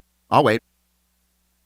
Feeling like the dollar value of your beloved pooch might be a little lacking? Hi, I'm Charlie Sousa. With my patented formula for canine restoration, my team and I flipped over 800 dogs last year alone. And this year, we hope to double, triple, or even quadruple the value of your domesticated best friend. Paid $100 for your chihuahua at a rescue shelter? We'll take that little shaky son of a bitch and duct tape a spoiler to his hiney, increasing downforce and road traction. Bingo, bango, bongo! That mutt is easily worth his weight in pure commemorative figurines. It's as easy as that. Has Rex's eyesight started to fail in his twilight years? My system will teach you to prop him up in front of a piano while wearing sunglasses as we pipe in the music of a beloved king of blind piano, Ray Charles. Rex's net worth has just increased by 11%. It's just that easy! Flip That Dog LLC is the only solution you'll need for all your dog estimates, restoration, and reappraisals. Hire us today or buy my new book, Life's a Bitch and Now I'm Rich, by Charles Sousa. Call now! Don't spend money on your pooch. Make it. Flip that dog! Woo!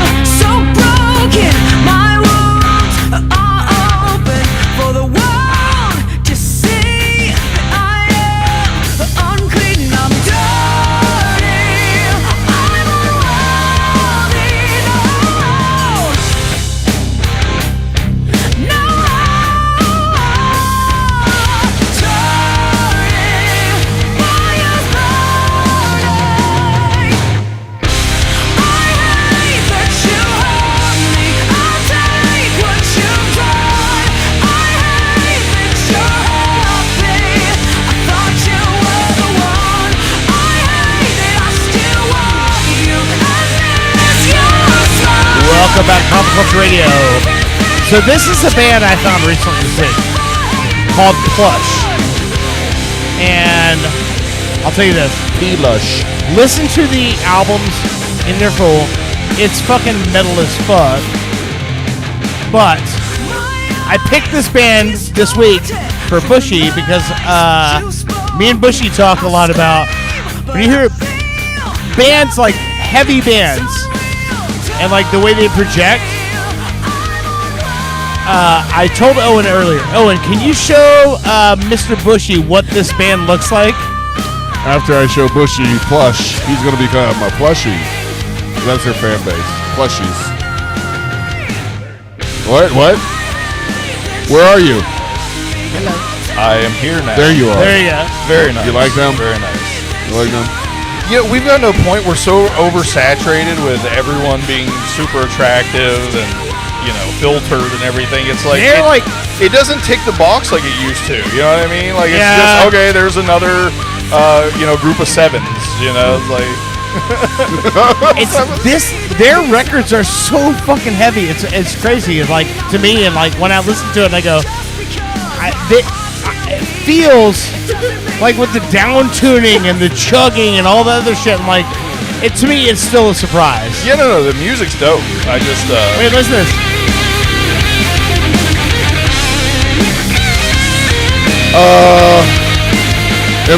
If you're asking me to rate them, the drummer is the hottest.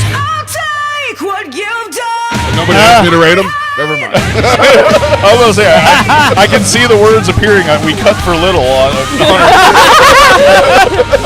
I mean, it doesn't take much for us to get angry and cut you. Like, honey, I love pushing your buttons. I'm gonna push some buttons when I get so they're so fucking good though. I'm since just saying, yeah. We're in the music zone.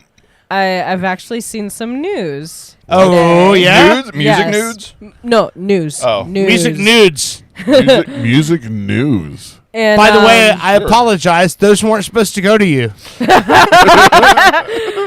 Actually, Katy And also, Perry. I'm embarrassed that the guitar didn't cover everything. It took me months to figure out how to play a didgeridoo with my dick. Oh goodness gracious! It's a Katy Perry. No, they're saying that the way that, obviously, when you go to a concert, you're there for the person that you're seeing, right? Right. But you also want them to put on a great show. Yes. Sometimes you go to a concert so that you can bang the girl that you had to take to the concert. You don't want to be there. Last place you want to be is at a crowded fucking arena. Moving on. Yeah, man.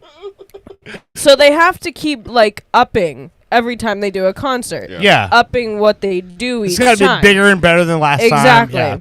So she's had 2 concerts now where she's had malfunctions. Oh, okay. Katy Perry. Katy Perry. Okay.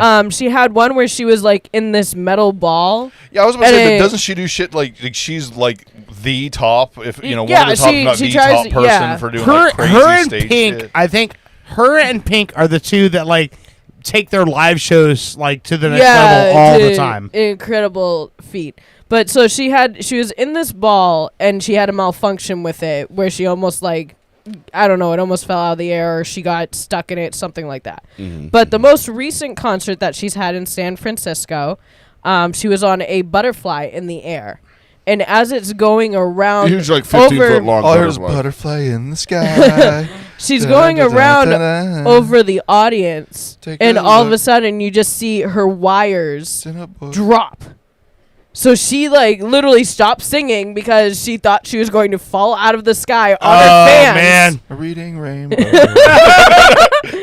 But this has also happened to Beyonce when she was singing her new country song. Yes, she was in a red car, and she actually stopped everything just to be taken down, so she didn't fall on anybody. Hell, my car's and fine. then All right. Chris.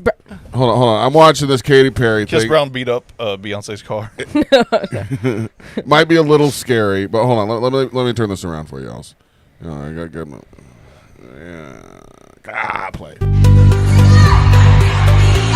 Oh damn! Yeah.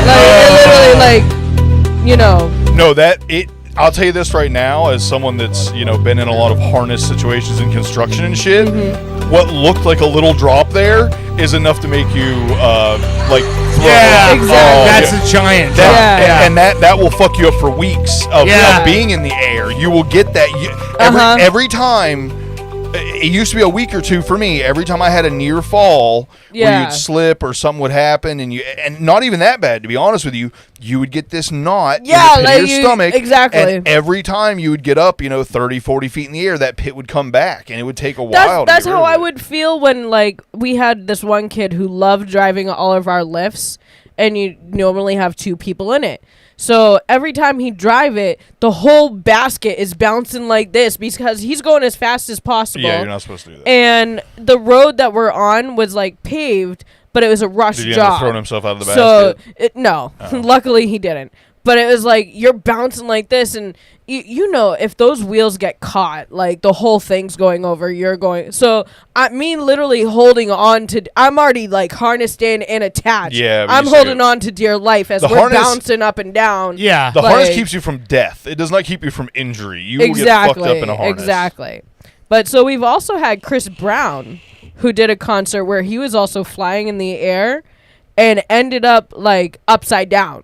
So he like almost finished the concert. Well, yes, but Yes. he had to like Whoops. finish the concert singing upside down. Like almost looked like he was hanging by his feet. When he flipped upside down, did someone punch him in the face? No, he was Then- up in the air. Okay, he was all the way up. then- in the thought air. about punching Nobody could get He to should him. thank the good Lord. then. Exactly. Hold on. In other news, Chris Brown's incredible upside down show stunt. what? I don't know. Maybe it was on purpose. No, he was literally singing like he's hanging from his feet. Never mind. I don't care enough. Katy Perry dropping and almost Beyonce peeing having- herself. yeah. I'll Right. watch that. So in other news, yeah, we've had some anniversaries. Yeah. Universal was June 7th, 35 years. 5 years. 35. 35. Oh Being my open God. In Orlando, Florida. Oh wow. 35 years. Didn't we do that on June 7th? No, On their because I birthday? forgot to say it. No, You weren't here. I did it. you did. Yeah, I didn't know that. today- Okay, well I today's didn't know. I didn't remember. Oh, Whatever. Fuck you, Owen. Stay in your lane. And Maybe then somebody else was listening today that wasn't we've- listening when you Oh, did. yeah, all right. we've Fair enough. had most recently the 70th anniversary of Disneyland, Oh, and they yeah. also That's opened up. California. Who cares? We're in Florida. They also opened up a new attraction over there of a Walt animatronic. Oh, I heard. Oh, about this. there's a Walt, like a robot Walt. Yeah, he actually walks and talks. Is and he black? I'm cool with that. No, you're cool with that, but they're getting a lot of fucking heat though for it because it sort of looks like him. Yeah, it's not his like it. They didn't do the face that well. I will say that because like the video I saw, I was like, I feel like it it's pretty sounds like important him, for like but- the richest company on the planet or To one of get them their to founder right. Yeah, get their If founder's you can face get all right. the presidents right, you should be able to get his face right. I'm Well, sorry. It looks like Walt. Is there no quality control anymore in anything? Exactly, Jesus right. Christ. It looks like Walt was stung by a couple bees. The only thing that's still good is Chili's chips. Oh yeah. Everything else is falling in the shitter.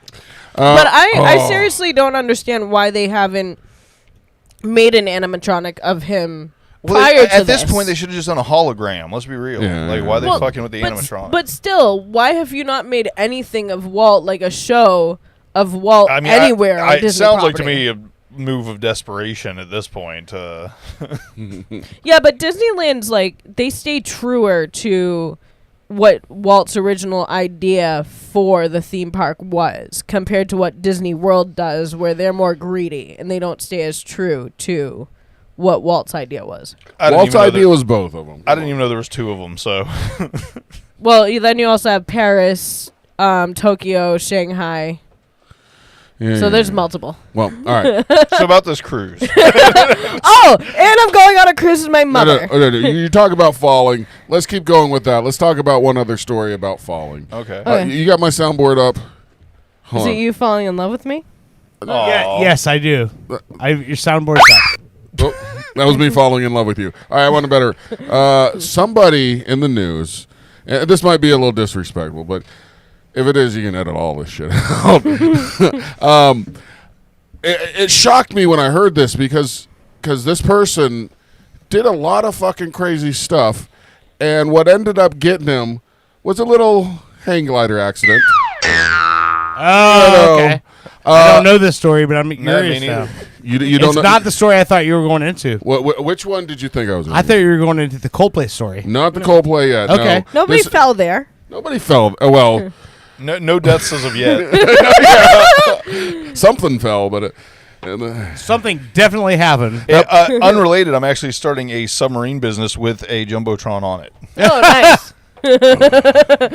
Go ahead.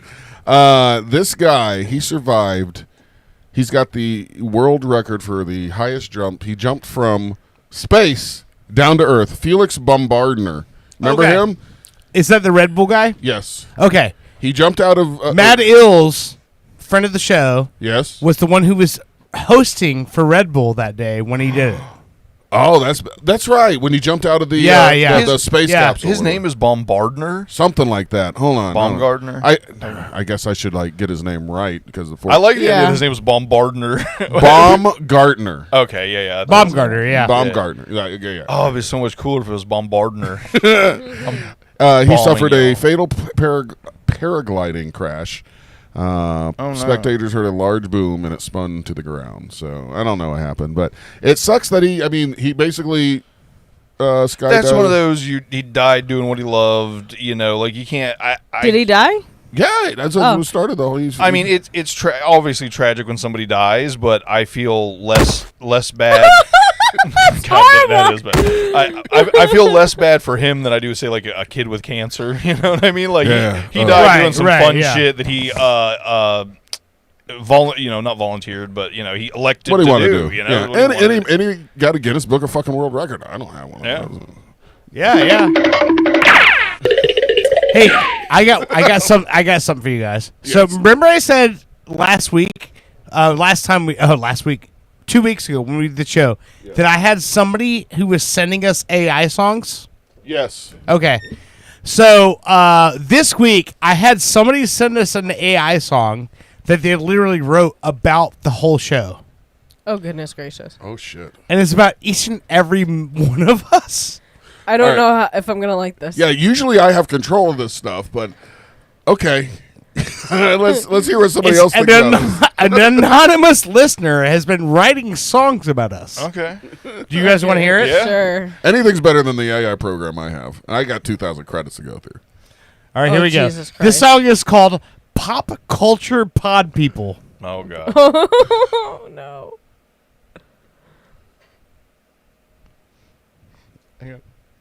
Pop Culture Pod People. Wait, hold on. Pop culture. Pop culture. Pop culture. Britney's got the boobies. All right, hold on. Brings her to the field. Her mother today commented on how big her boobies were. Her Yeah. mother said Oh, her tits really? are big. Well, okay, so No one wants to feel. back. I go, yeah, they're great, and it sucks that I can't squeeze them without getting squirted in the face. Get excited. Back Milk when up I on his originally, when I was feeding William in front of her once, she was like, "Man, you have massive nipples." Girl, those areolas are out of control. So that made me really insecure. And then tonight she's like, "Your boobs are huge. You couldn't tell nipple's that bigger at than the a child's fucking head." wedding?" Like, my boobs have been huge for a while. That's what happens when I squeeze them. Oh, I didn't realize I had the track muted. All right, hold on. Here we go. This is the song. Take a listen, guys. All right. Serious sauce. Yeah.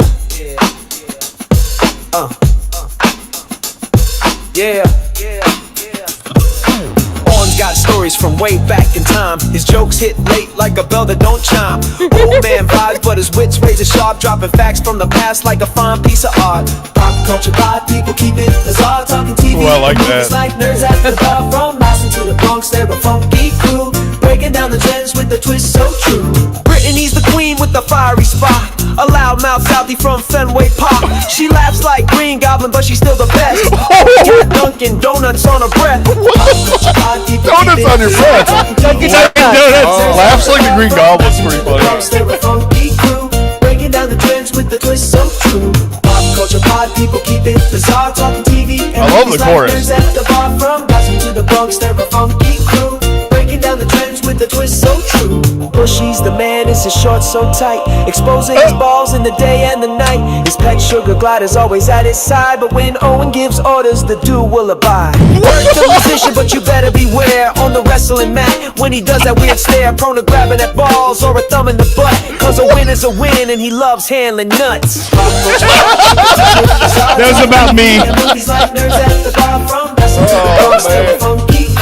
Breaking down the trends with the twist so true. Pop culture pod, people keep it bizarre. Talking TV and movies like nerds at the bar. From Boston to the Bronx, they're a funky crew.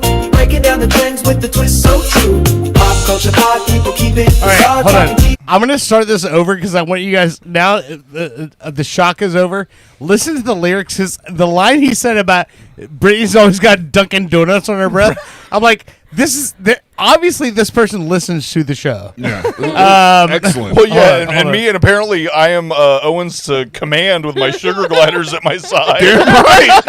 Do my bidding. I'm like, you're basically Skeletor, and I'm wrap that bacon noon. He's Owen's jokes are dad jokes that no one gets. Hold on. They don't quite hit.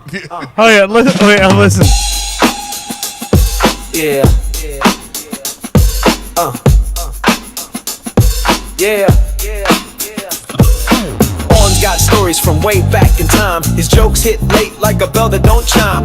Old man vibes, but his wits razor sharp, dropping facts from the past like a fine piece of art. Pop culture pod, people keep it bizarre. Talking TV and movies like nerds at the bar. From Boston to the Bronx, they're a funky crew. Breaking down the trends with the twist so true. Brittany's the queen with the fiery spot. A loudmouth Southie from Fenway Park. She laughs like Green Goblin, but she's still the best. Always got Dunkin' Donuts on her breath. Pop culture pod, people keep it bizarre. Talking TV and movies like nerds at the bar. From Boston to the I like the first half of mine, then it gets weird. The trends with the twist so true. Pop culture pod, people keep it bizarre. Talking TV and movies like nerds at the bar. From Boston to It goes from like I'm the man with big nuts to I'm a cuck with my sugar glider. Bushy's the man, is his shorts so tight, exposing his balls in the day and the night. His pet sugar glider's always at his side, but when Owen gives orders, the dude will abide. A musician, but you better beware on the wrestling mat when he does that weird stare, weird prone to grabbing Lebowski, at balls or a thumb in the butt. Cause a win is a win, and he loves handling nuts. That's why him and Bushy get along. I like putting my fingers in people's orifices. No judgment. It is catchy. Anyway, that's apparently. And there's just some anonymous. We don't know who that is. No, it's apparently a listener that has us figured out. Yeah. Excellent job. Knows us better than we know ourselves. I enjoyed that song. It's all right. Oh, it says Brittany is a fiery spark from Fenway Park, and she always has Dunkin' Donuts on her breath. Yeah. Hold on. Let me channel the late great Bubba Whoop-Ass Wilkin. Hold on. Where's my chime music? This is me. Oh yeah. That's how I channel somebody who's dead. Okay. It's the Okay. Windows 95 Very music. low tech. Yeah, very. Well, we don't get paid for this. All right. In a Bubba voice, how would he say? All right, anonymous guy, challenge accepted. Why is he gay? I'm trying to do a redneck voice. Just talk.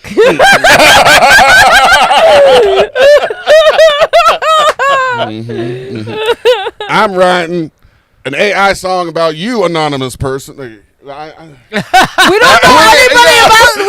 anything about this person. He called me old and said my jokes don't hit. He did not call you old. Anyway, I was going to say, I actually didn't hear that part. It said No, something he about said- like he you said- had a bell that doesn't ring or something. Yeah, his jokes like hit a like a bell bell that doesn't ring. Okay, yeah. But you sit there and like call yourself old all the time. Yeah, well, I can.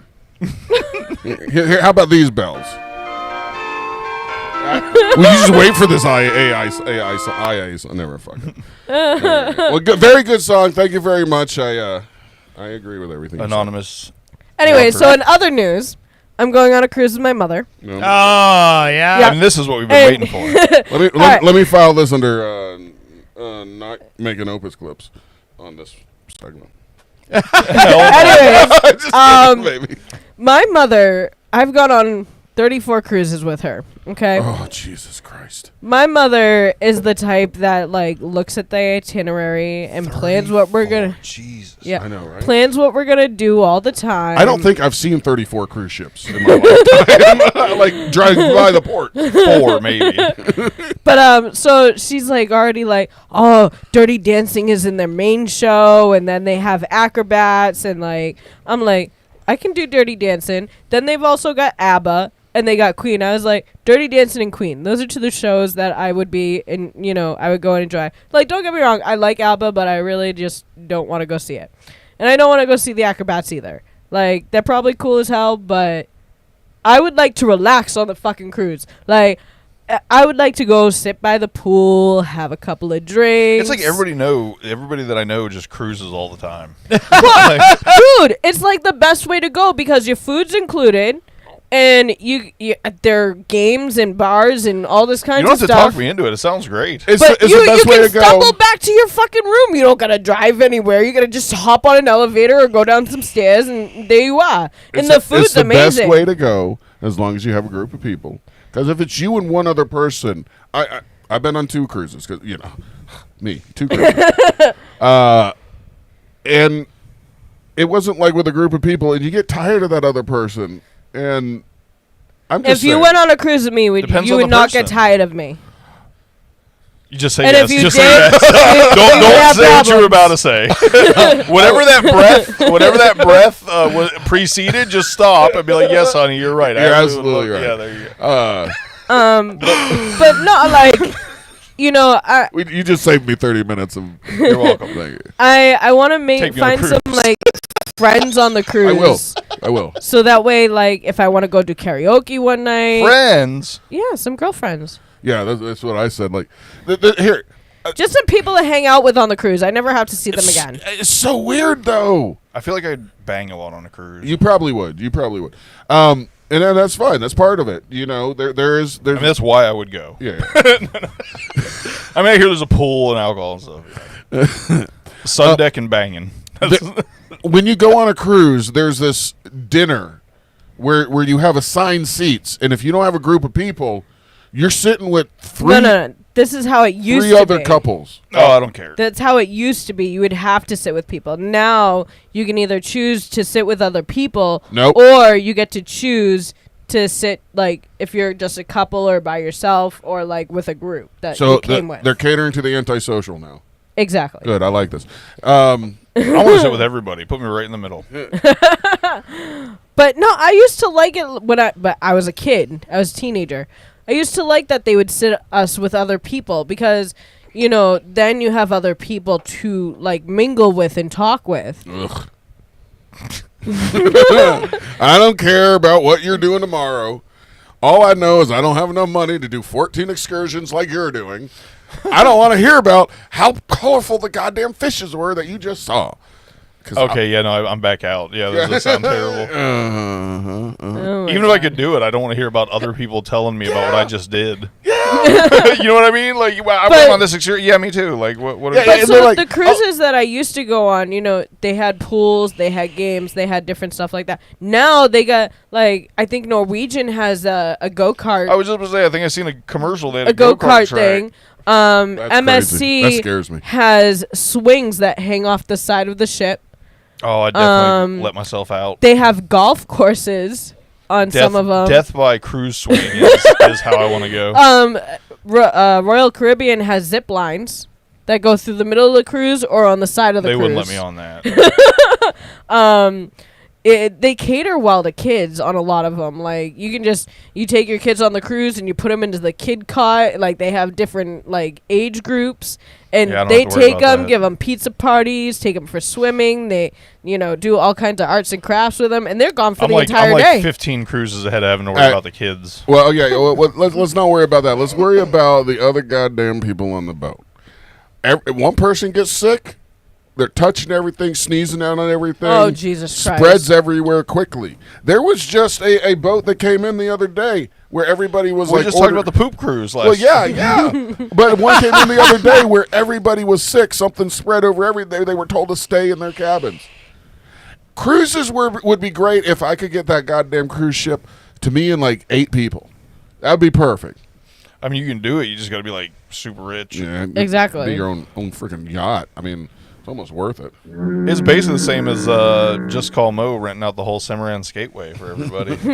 How was that? You went? It was fun. It was awesome. I got to meet Daniel Dennis and Tom and Mo, and I had met John Bustecker for the first time. Did Tom and Dan recognize? Did you tell him that you're from my podcast? I told Dan. And what did he say? He said, "Oh yeah, that's really cool, dude." I'm sure that poor guy hears about everybody's fucking podcast. You know what I mean? Like, he was super cool about it. He was like, don't let me discount. He was super cool about it, and he didn't dismiss it at all. But you could also tell that he's heard about everybody's podcast before a million times. Did you mention Firesite?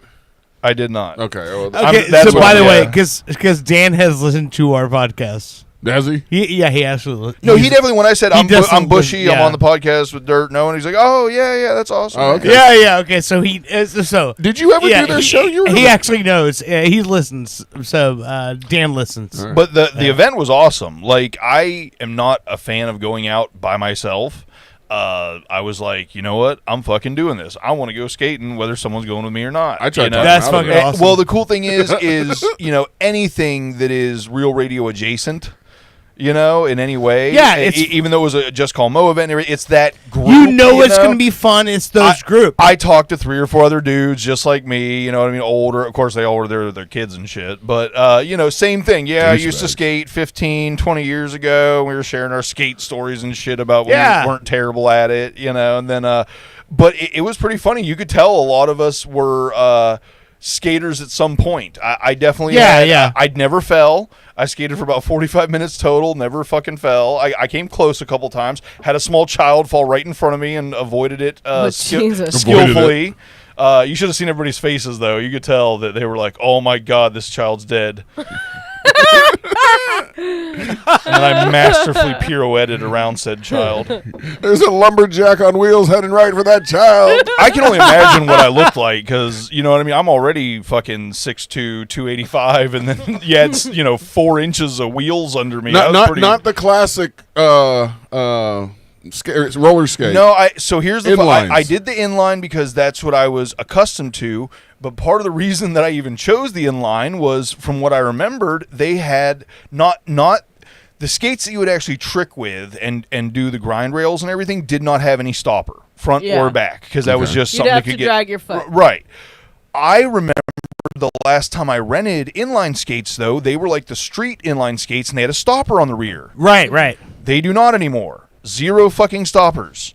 So there's nothing to keep you from going over backwards, and I was terrified. So any picture you see of me, I even took a video I didn't show you guys yet. I was going to share it, but the video itself looks great until I show myself, and then I look like I'm concentrating so fucking hard on which I am.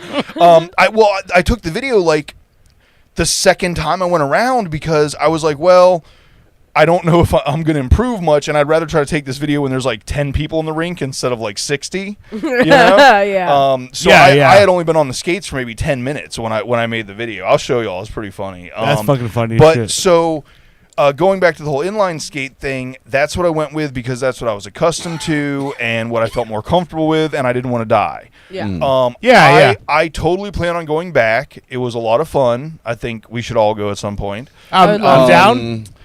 Oh, you're going, old man. I would love to. But I will say this: everybody that actually made it look cool and was really smooth with it and having fun and all that, it's the quads. It's the original. Yeah, it's like the 4 wheels. The 4 wheels, but the really big ones. I mean, I think they used to just call them racing quads or something. Yeah. They had triple wide wheels. The inlines are nice, but there is no smoothness to it. You know what I mean? You basically got frontward and backward, and that's about it. There's no funk. So, you know what I mean? I'm old school hockey. I'll go with my Gretzky's. I'll bring my Gretzky's. We'll go. Well, I plan on actually buying skates, but I think I'm going to go probably 2 or 3 more times and try out the quads and see if I can't go with those, handle those, because it seems like that really is where the fun comes from eventually is the quads. I used to, for almost every year when I realized how much I loved Roller World up north, I would have my birthdays there. And the one song I would always ask for was, I like to move it, move it. I like to move it, move it. I like to move it. You had time to have a birthday party at a skating rink when you're going on 34 cruises? I was thinking the skating rink was on the cruise. They have ice skating rinks on the cruise. That I will not do anymore. That takes way more ankle strength than I have. Well, I'm all about ice skating rinks. Well, I just so happen to have a list of the top 10 songs to roller skate to. Okay. It's funny. Of all the songs that came on while I was doing my skate video, it was Montel Jordan, This Is How We Do It, which is one I do for karaoke. So I thought it was kind of funny. All right, well, let me see if that's on the list. Number 10. Let me see if you recognize this song. The Ice Capade song. Yeah, that's a good one. Michael Jackson from 1979. They played that. That was part of the other reason I really like the skating is you got all these classic skating songs. Oh, I will say this list is for songs from the 70s. All right, so there's a little skew. That's what it is. For that's the most when part, skating was the most popular. All right, number 9. Let's see if you recognize this one. 3, 2, 1. Yeah, they played that. They played this Oh yes, I'm telling you, so far we're 2 for 2. Stayed Alive Bee Gees, 1977. I want to hear a little bit of it. I like the way she's dancing. It's fucking. I hope you enjoy it. Look at all that. Yeah. All right. I'm gonna enough of you. Makes you want to skate. What you got? Next one. Number 8. Another Bee Gees song. Hey, Mr. Monero, could I talk to you for a second? Frank, yeah. Don't forget this. Hey, Dirt, I'll take a little more. All right, let me skip it. This, I think I recognize it. Hold on. Oh, I know the song. Oh, You Should Be Dancing. All right. Number 7 coming up. I Will Survive, Gloria Gaynor. I Will Survive. That's a good one. Hold on, I'm just skipping through. Number 6, Superstition, Stevie Wonder. I will say, in addition to all these songs, though, there was a lot of new stuff that was very cohesive. Mixing in. Well, there was one that was like, I don't know, straight up techno mix, and it was really tailored to the skating. Well, I will last at best 5 songs, so these are the 5 I'm probably going to skate. All right, what you got? Number 5. This one is definitely. My next guests have one of the hottest records in the country. Play that funky music. Please welcome from Steubenville, Ohio, Wild Cherry. Hold on, is this Play That Funky Music White Boy? Yeah. They did not play that one, I don't think. I didn't know they were white guys singing this song.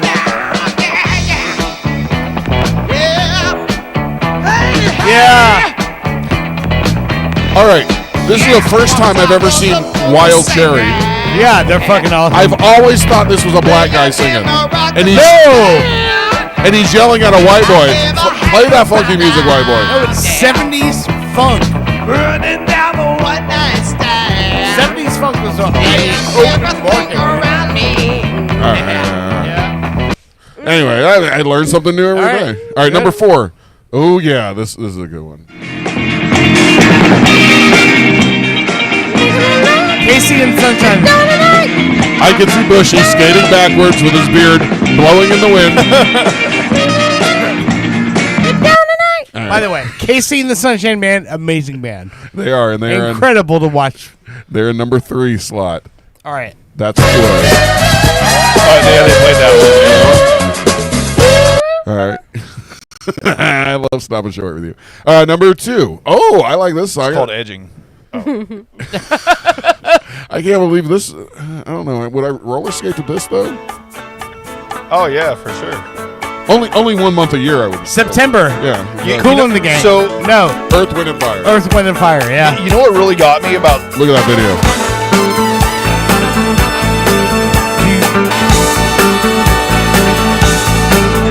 What kind what really got me was, I hadn't skated in like 20 years, and the smoothness, is just. I imagine the only other thing is maybe like surfing or something. You know what I mean? You're.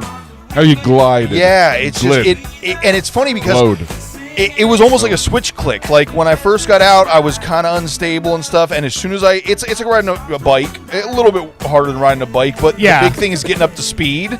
Yeah. And once I like kind of got over it, the first 5 minutes or so, and I was like, I need to get up to speed, so I got some balance here. Yeah, it was fun, man. I missed it. Like I said, I fully plan on going back. I want to try to get the quads mastered so I can get my own.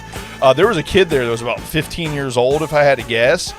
Dude was a fucking master. I mean, he'd be flying around twice as fast as everybody else, and he just had this little like wiggle thing he'd do with his feet. Like it didn't even look like he was like putting much effort. Oh man! And just, I mean, you know, flying in between everybody while he's spinning and shit. So I could be that guy. I used to. So me and Big T, Little Odd from Ballbusters, we used to run a ice rink, like underground skating, right out of high school. No, and it's like I skated, like I ice skated for hockey. Like it was like one of those things. It's like you see all these people going around, and they're like all holding hands and like pussyfooting like around it. And you know it is what it is. But like I was out there like skating around everybody, skating around, run the Zamboni, like all that shit. Like it was so fucking fun, man. And did you rock more ice than a stone Zamboni? Probably. You know them other shows, they are phony. And they are. That's a great song. It's very true. All right, last song. But I'm just saying, like that was a fucking fun time, man. Ice skating is so much harder, though. Yeah. Like It's a different technique. You have to push out, right, when you're ice skating? Well, you push out with both of them, but the difference with ice skating is you're on this thin little blade, so your ankles are doing 10 times more work than even on like rollerblades or something. My ankles are already doing 10 times more work. And then you're propelling yourself by cutting into the ice and pushing off, as opposed to just kind of like gliding across the top of something. Now, maybe I was in poorly maintained. I've only been ice skating maybe 3 or 4 times, and I would feel maybe the rinks that I was on weren't the greatest maintained. You know, well, you're from trying Florida. to skate in fucking slush, you know, almost, you know, so it's like you're really working for it. I mean, I would go ice skating again, but the last time I tried, I fell. And the other thing that sucks about ice skating as opposed to roller skating is when you fall, there's thousands of little ruts that are razor sharp. And I literally sliced both my forearms wide open when I fell. And I'm like, you got to go with me. Yeah, I'll save you from that. I'll piggyback while you skate. How about that? Every time I see you fall, I'll dive. You can Michelle Kwan the shit out of me. What's number one? Number one, the number one song, To Roller Skate 2. Any guesses? No. Oh! You should be dancing. The name of the song is what I picked out of my son's nose earlier today. What's that? A boogie, oogie, oogie.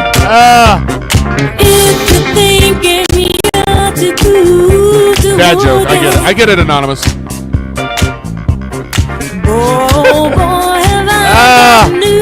You know who sings this? Boogie Oogie? Donna Summer? Who? A Taste of Honey. Oh, okay. I had never heard of this people. I know know this Donna song. Summer.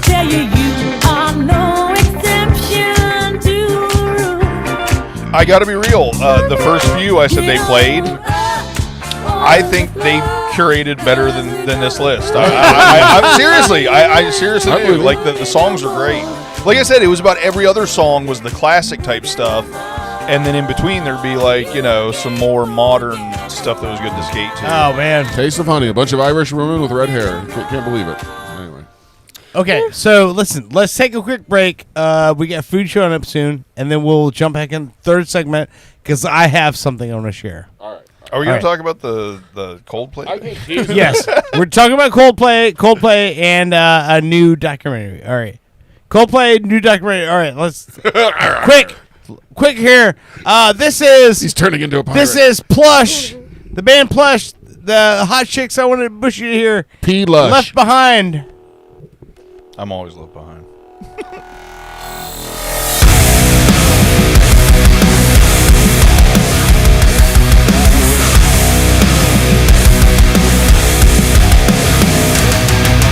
Knock us down, but we get back up. Gasoline burning in our blood. You listen to Pop Culture Radio. We will be right back. A little too loud and a lot to say. Don't look like you don't think your way.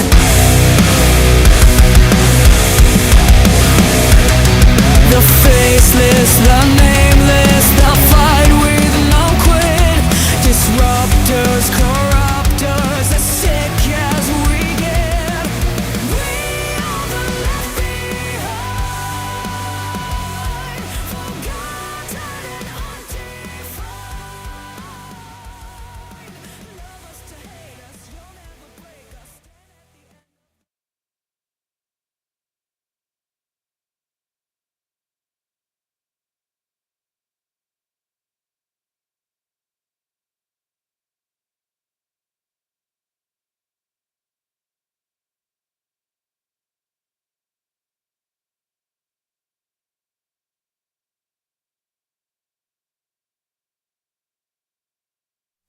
Want to open up a drive-through liquor store that doubles as a notary public and dry cleaner? That's all you, my sons and daughters of liberty. Here at Badass Hangry Eagle Brewery, we've been bottling up freedom for over 6 years, and we encourage every American to embrace their God-given freedom with their lips. And just in time for this crucial election year, be sure to look out for our Devil's Advocate series of handcrafted beauties. We'll have you playing both sides of the fence in no time with our party-specific fun facts of corruption printed on every bottle. Our Build-A-Wall VIP beer will infuriate your liberal friends, and our cover-up coffee porter will alienate your conservative ones. Because what's more American than becoming a multimillionaire off a drunken idea for an app that tells you what kind of pizza matches your suit? Drinking a Badass Hangry Eagle? That's what. America. Badass Hangry Eagle Brewery. America AF. Badass Hangry Eagle Brewery!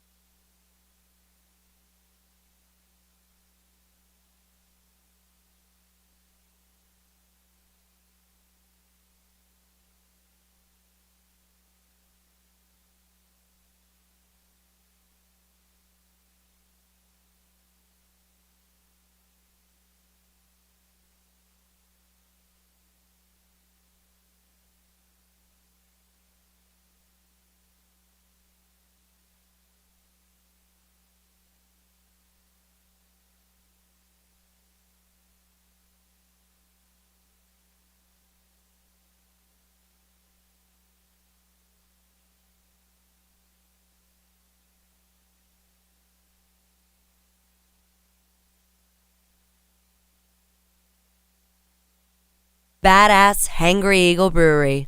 America AF. From PP Boy Records, the 28th installment of the #1 compilation, bringing your favorite songs from the early 21st century. Now that's what I call dubstep. Featuring artists like DJ Schmutz, Duckhead, 28 Punch Monkey, and Andy Templeton. For example, who could forget this ditty?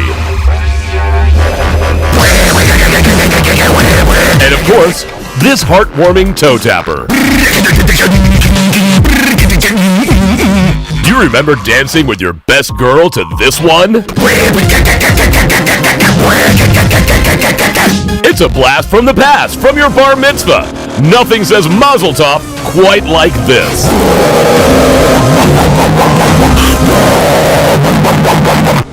Now that's what I call dubstep. Only on PP Boy Records.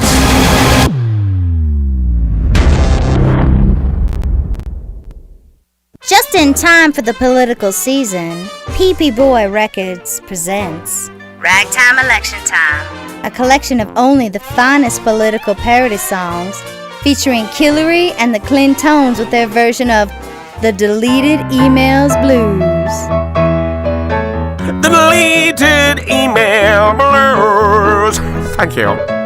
And the hit single Trump Dumps by the Trump Tonights. I'm in the dumps because today's Donald Trump's got this election all in a spin. I would be remiss to not mention the Bernie Sanders should have been nominated with their smash hit, Bernie Sanders should have been nominated. What's got you so agitated? What's got you so agitated? What's got you so agitated? Bernie Sanders should have been nominated! Ragtime Election Time, only on PP Boy Records. Get political with funny. Tonight at 9 on Orlando's Super TV3. She's a nun with a secret past. I must confess, I've never ever taken confession, never. He's a 12-year-old genius who plays by his own rules. Oh, DDoS hack of NORAD? Child's play. First, soccer practice. Together, they are Penguin and the Rookie. It's never gonna work, Rookie. That's what Bob said about birth control. Two paths, one journey, where salvation and puberty collide. Defuse the bomb already, honey. I can still catch happy hour. Chill out, you old bird. I have 15 seconds and 10 are for boobies. Start the habit. Penguin and the Rookie on Orlando's Super TV3. After being laid off, attorney Crab Newberg was able to recover $2.1 million from me. Thank you, Mr. Newberg. You're welcome, Joe. I was honored to recover $2.1 million for Joe after he was fired from his job, and I'd be willing to help you too. I've graduated from an accredited law school and passed an intensive examination in the state of Florida. No one has the right to treat you like dirt, but if they do, I will make them pay. Simply go to AskTheCrab.com and see what Crab Newberg can do for you. In this town, used to be you didn't have to lock your doors at night. Nowadays, you can't even leave a magnet on your car. I've seen the devil in a man's eye before. Have you or anyone you know been scarred by magnet theft? Well, I sure wish there was somebody we could trust, you see. Well, then you called the right number. The safe recovery of your magnet gets my ticker thumping. I'm Magnet PI, and I won't sleep until you can.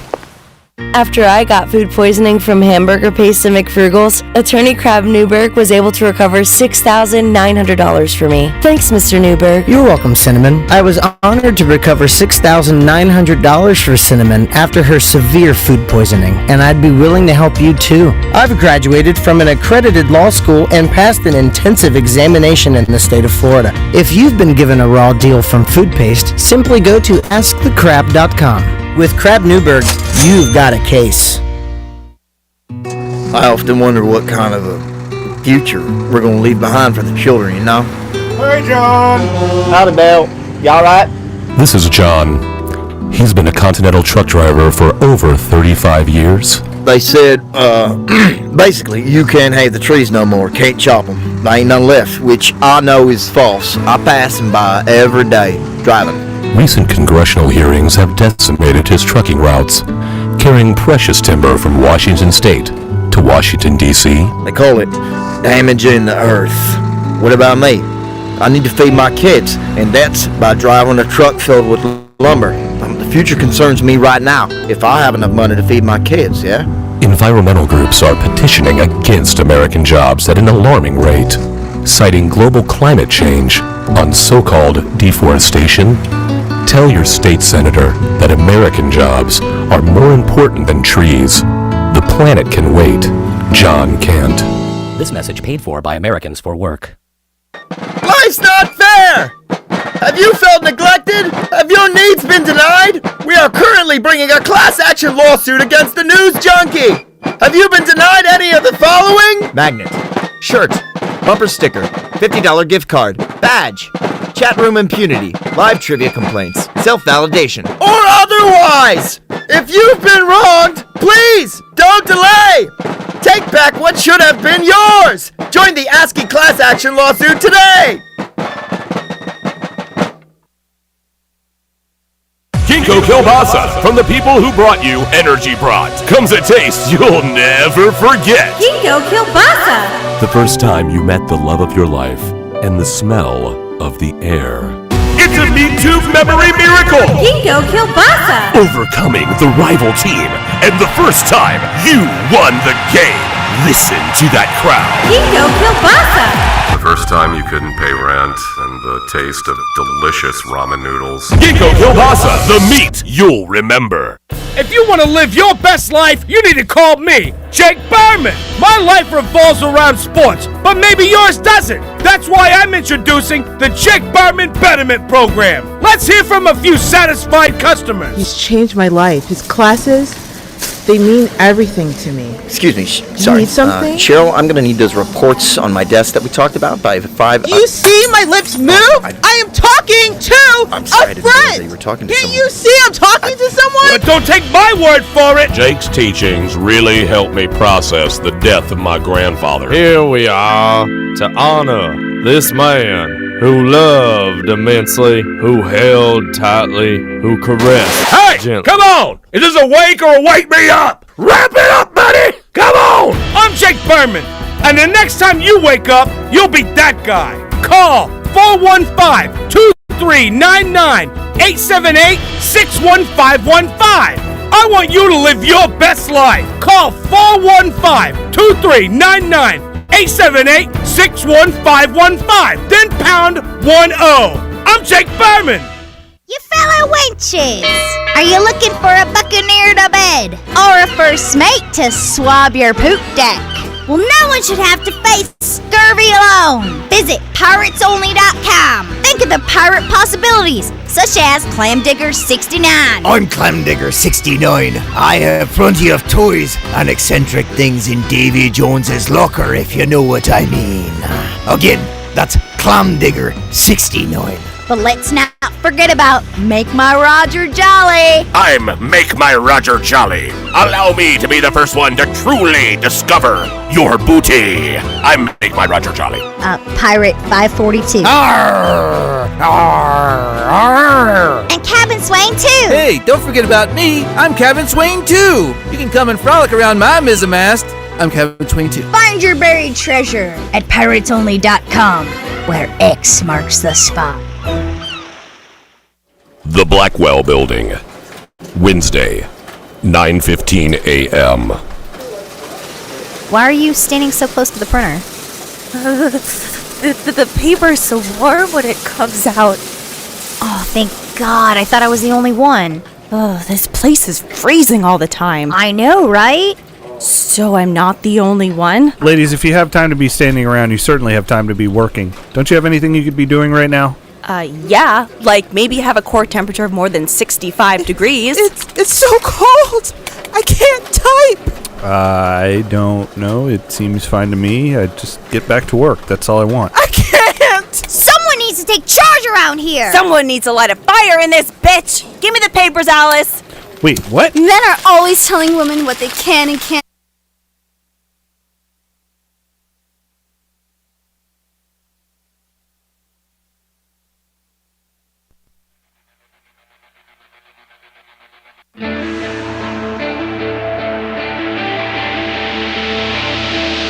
Just so you know, it still hurts when you talk to me. You're still the one thing on my mind before I fall asleep. Wish you were easy to forget. Every time I try, you somehow wind up in my head. Tell me, what am I supposed to do? How can I get over you? I wish I could find my strength. When it comes to you, I can't escape. I try to run away as fast as I can. Welcome back to Pop Culture Radio. This is Plush with Run. This is a song I sing about chocolate. About what? Chocolate. I really love chocolate. I can't get away from it. I go to sleep and I think about chocolate. This woman over here, she goes, it's like 8 o'clock at night. She's like, I really want some fucking chocolate. And she goes to Walgreens and buys like 4 big bags of little Hershey bars and shit. I am down with all that. Yeah, me too. I was like, I nothing wrong with any of that. I was really like craving. I wanted some Crunch bars. I So wanted you have someone that loves you Hershey's. and they go get you snacks. I wanted some mainly for Reese's her, peanut butter cups, and he also likes Kit Kat. So I was like, I know that he likes all of that, so I pick up what, you know. Sure. There was no Kit Kat. You sing the song every Yes, time. there is. It's in the fucking fridge. There are Open Kit your Kats. fucking eyes. I bought a bag that was mixed with Reese's peanut butter cups, the little ones, and Kit Kat bars. Yeah, open your fucking eyes when you look at the fridge. Don't be a typical man who says, I can't find it, and it's on a shelf at your eye level. Not my fucking eye level, There your is eye there level. is no fridge shelf on my eye level. Just so you know. I look at the top. First of the fridge. off, chocolate in a bag shouldn't be on a shelf. It should be in a drawer or on the door. First of all, it shouldn't be in the fridge. Get that, Dad. Thank you. But this one likes it hard. I like my melty ass. Or chocolate. She likes your chocolate hard. Speaking of liking things hard. I like you hard. Okay, well, good. Okay, segment over. Hold on, let's hear her out. No, my shoulders. I have to say that, you know, after having the third kid, not really being able to lose the weight because I got to keep up with the calories for the breast milk and everything like that. Sure. I love you. There are times where I find like I'm bent over doing something, Yeah. and to still have him like be able to come up behind me and still want me like makes me feel so much better about the way that I look and what's going on in my head and not feeling right in my body and shit like that. So it makes it a lot better in What's life. going on in your head? Almost like you I guys just have a don't work right and I don't loving, feel healthy right. Relationship. It's awesome. It's like Christopher Titus. Now you don't work right. No, honey. Well, there. I don't know how to segue out of that. It's a perfect segue into it. Talking about a great good relationship versus. Well, we don't know. See, here's the problem with this Coldplay thing. And we know he's already responded. Cold. Oh yeah. Well, no, the CEO dude. He's already. Yeah, I know. He's quit his job. Look, when I first heard this story, I mean, it was like yesterday. This concert was what, a Friday? Yeah, or Thursday. Yeah, something Friday, like. I think. That was yesterday. I was getting my. No, you might be right. It Thursday, might be Thursday. yeah. And Friday, this video was released, which I guess is public domain or something. I don't know. Oh, if you put so many parodies have already happened. Yeah, I know. I just find it funny that the main singer points out the fact that they must be having an affair. Yeah. So no, what he said was, "I hope we didn't do something wrong." Oh my God, those people. Because of the response. No, I seen the whole thing. He literally said they're either having an affair or she's really shy. Yeah, they're really or they're really shy. So. Yeah. Man, the video, they have that kiss cam that's in every sporting event now. Yeah, this is totally on them. Yeah, it's not on Coldplay or anything like that. You're at a public event with cameras everywhere. Right. That's your own stupid. Why are you doing this? And you see that the kiss cam is going on. Maybe if you're cheating with somebody and you're at a concert, maybe take a step to the right. I'll tell you what I did notice. It really busted out a lot of shady people. What do you mean? There's a lot of people that are posting. They're like, well, if they would have just chilled out, nobody would ever realize that. Like, there's like people like defending them and saying, if they just would have done this, everything would have been fine. Okay, and I'm like, all right. Yes, the reaction made it a lot worse for them. Right. But you're missing my point. But the thing people are busting themselves out for being the kind of person that would cheat just because of how they're defending these people. Oh, 100%. And they don't realize they're dry snitching on themselves all over the place. Yeah. But I mean, if they didn't react the way they did, then, it wouldn't have been that big of an issue. But the fact is if people recognize who you are as a CEO of some company, nobody would have known who he was if they didn't freak out. I still don't know what the company is, Astro or some Astronomer. Shit like that. Astronomer. I think they do software. I'm not sure. Like I said, even looking into it, like people don't know. They wouldn't have known. I agree with Butchie. If they hadn't freaked out, it would not have become a viral moment. And then no one would have known who this guy is. But all right. That being said, I'm glad they freaked out. Fuck them people for cheating. Well, all right. So I'm glad they got busted out. That is Fuck what a them. lot of people are saying. Like, fuck those people for cheating. They deserve everything they're getting. Which I'm all for adults being, whatever they want to do, open relationships, S&M, all that shit. Polyamorous, it's great as long as it's all above board. But as long as everyone in the relationship is knows on board, what the deal is. But as soon as you go where you're fucking being deceptive and cheating, lying on people, fuck them. Okay, you just said a bunch of stuff there, but how do we know all that stuff? How do we know he was lying? How do we know he was necessarily? How do we know this wasn't? You wouldn't have reacted that way. Maybe it was the first time. His statement was like, "I'm sorry for what I did. I've hurt my wife. I've hurt my family." Like yeah, he came was out hugging a woman in a concert in a romantic way, which. The head of HR. There's so many memes that are just around the fact that they're like everybody showing up at HR that day, and there's like some dude sitting on the desk with the look on his face.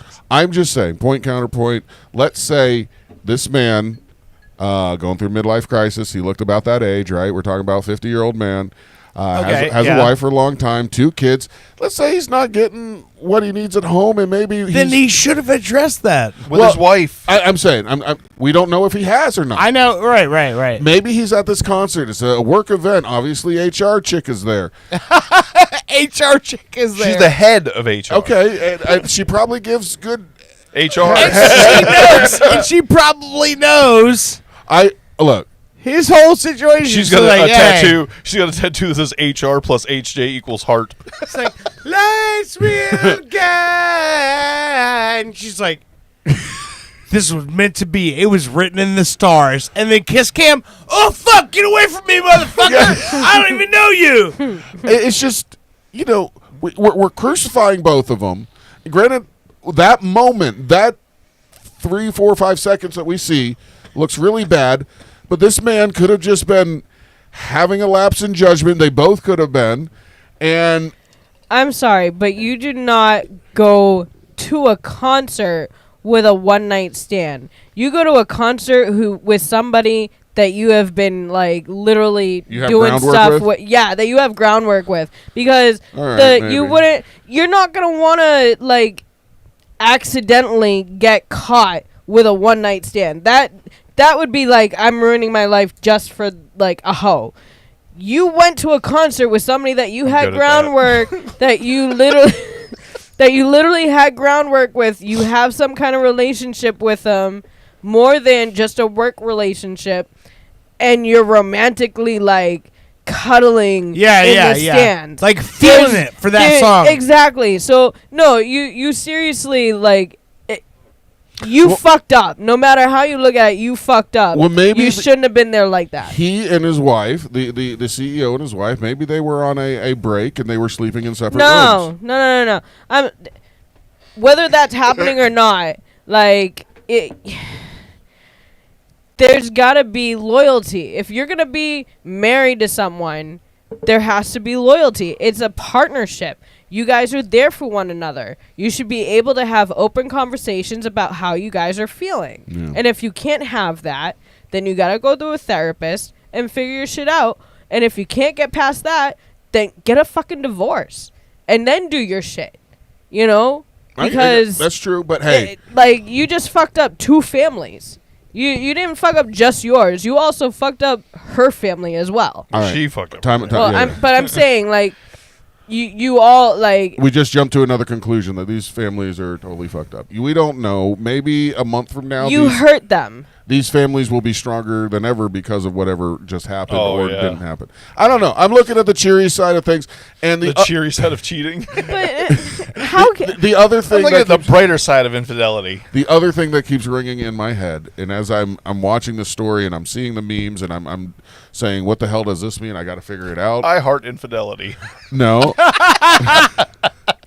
Infidelity is sort of what the guy said in his letter. The CEO said in his letter, what business is any of this to anybody other than everybody's because you went to publicly. Yeah, exactly. Like, in all seriousness, don't go out in public. If you want to have an affair and you want to like fall in love with this chick or whatever, don't do it in public. Don't do it where you might be on camera.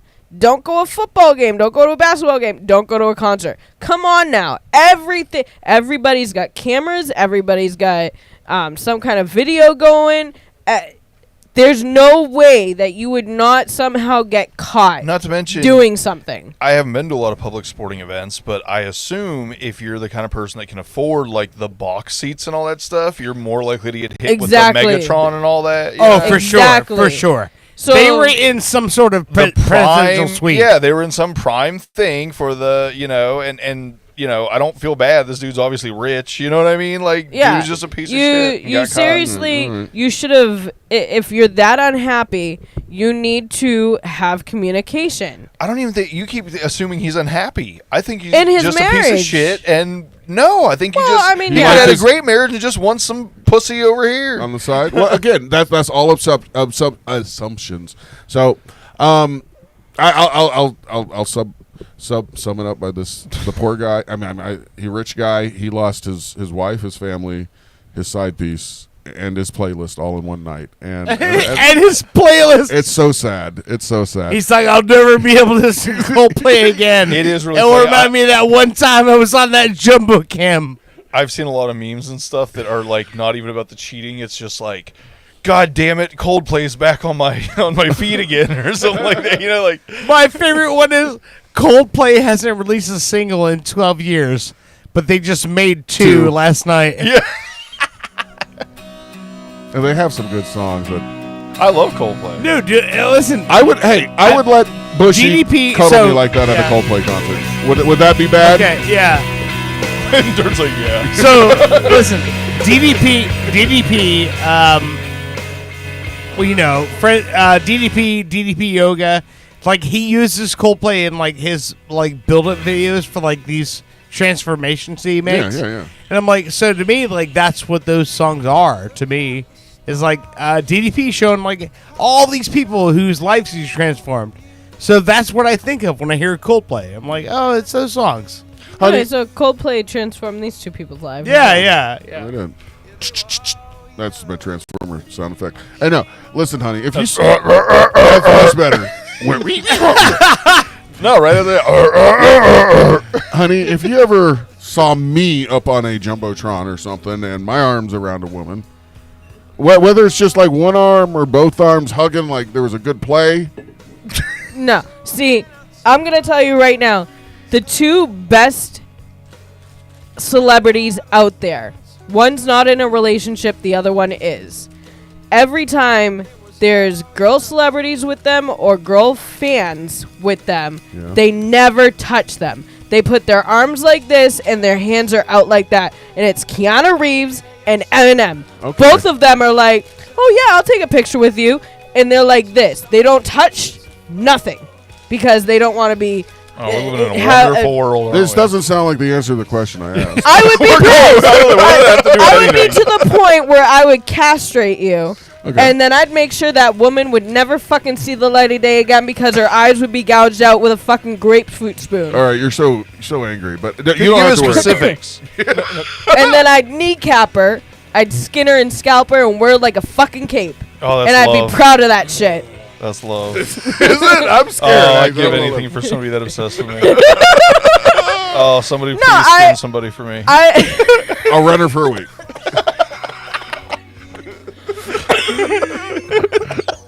You just killed her. You all right there? Get some Dunkin' Donuts. Chucking Dunkin' Donuts in that throat. All right. So you gonna cough up something? No, that's I'm one of those people that I thought it was gonna say yellow. if, you know, you need to get out. If you're unhappy or if you're the type of person that just wants to fuck something different every day, there's no reason to try to be monogamous. There's no reason to get into a relationship, have kids. I'm turning off the Coldplay. You know, there's no reason to do that. It sounded way more like. She doesn't sound as angry with some nice music. Yeah, no, with the Coldplay in the background, it seems more like almost philosophical than mad. Oh, guys, Coldplay does not want to be part of this conversation. And then, like, for a woman to do that, like, how bad is your relationship with your husband? Was the HR chick, was she married? Or she was divorced? That's what I heard. That we she don't was know. married. Again, we don't know because it's none of our business. We don't know what they're going through. And this is the reason why I don't have a lot of friends that are girls, because usually they still... I mean, whatever you were saying. Usually, they still go after the ones that are taken. Yeah. They don't, you never know, happened to me. they want what other people have. And it's like, come on, dude. Leave the ones who are married or in a relationship or committed, whatever. Leave them the fuck alone. There's no reason to go after them. There's no reason to fuck up somebody else's life. Or the single guys and lead them along only to... Anyway. Yeah.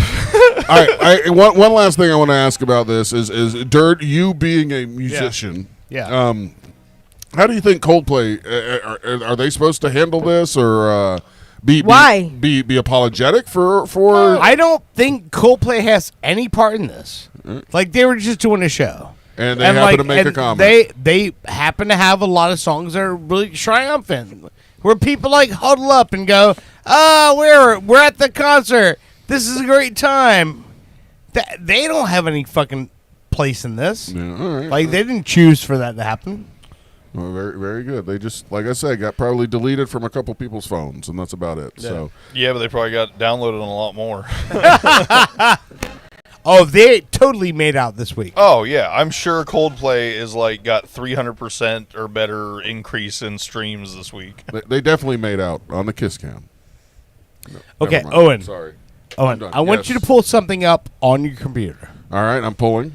I want you to look up a documentary called Mr. Angel. Mm-hmm. Is this based on Chris Angel? No. Okay. No. Is he It'd be still great doing if it this was, thing? though.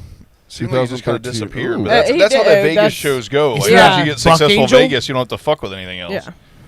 Hold on. Yeah, I think this is what you're talking about. Is it about Buck Angel? I'm not sure. It's a naked guy, but hold on. Let me, Okay. let me All play right. this trailer. Okay, hold on. Play the trailer. Mr. Angel trailer. Let's go. 8, Is this it? 7. Looking great. Come on. Yes. I'm gonna get water if you need to. Oh yeah, I love my pervert tattoo. What? A lot of people read it different.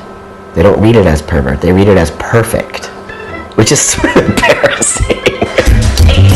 Squeeze up. 7. Not much of a pulse on 3. Let's go. Being in touch with your sexuality is what a pervert is to me.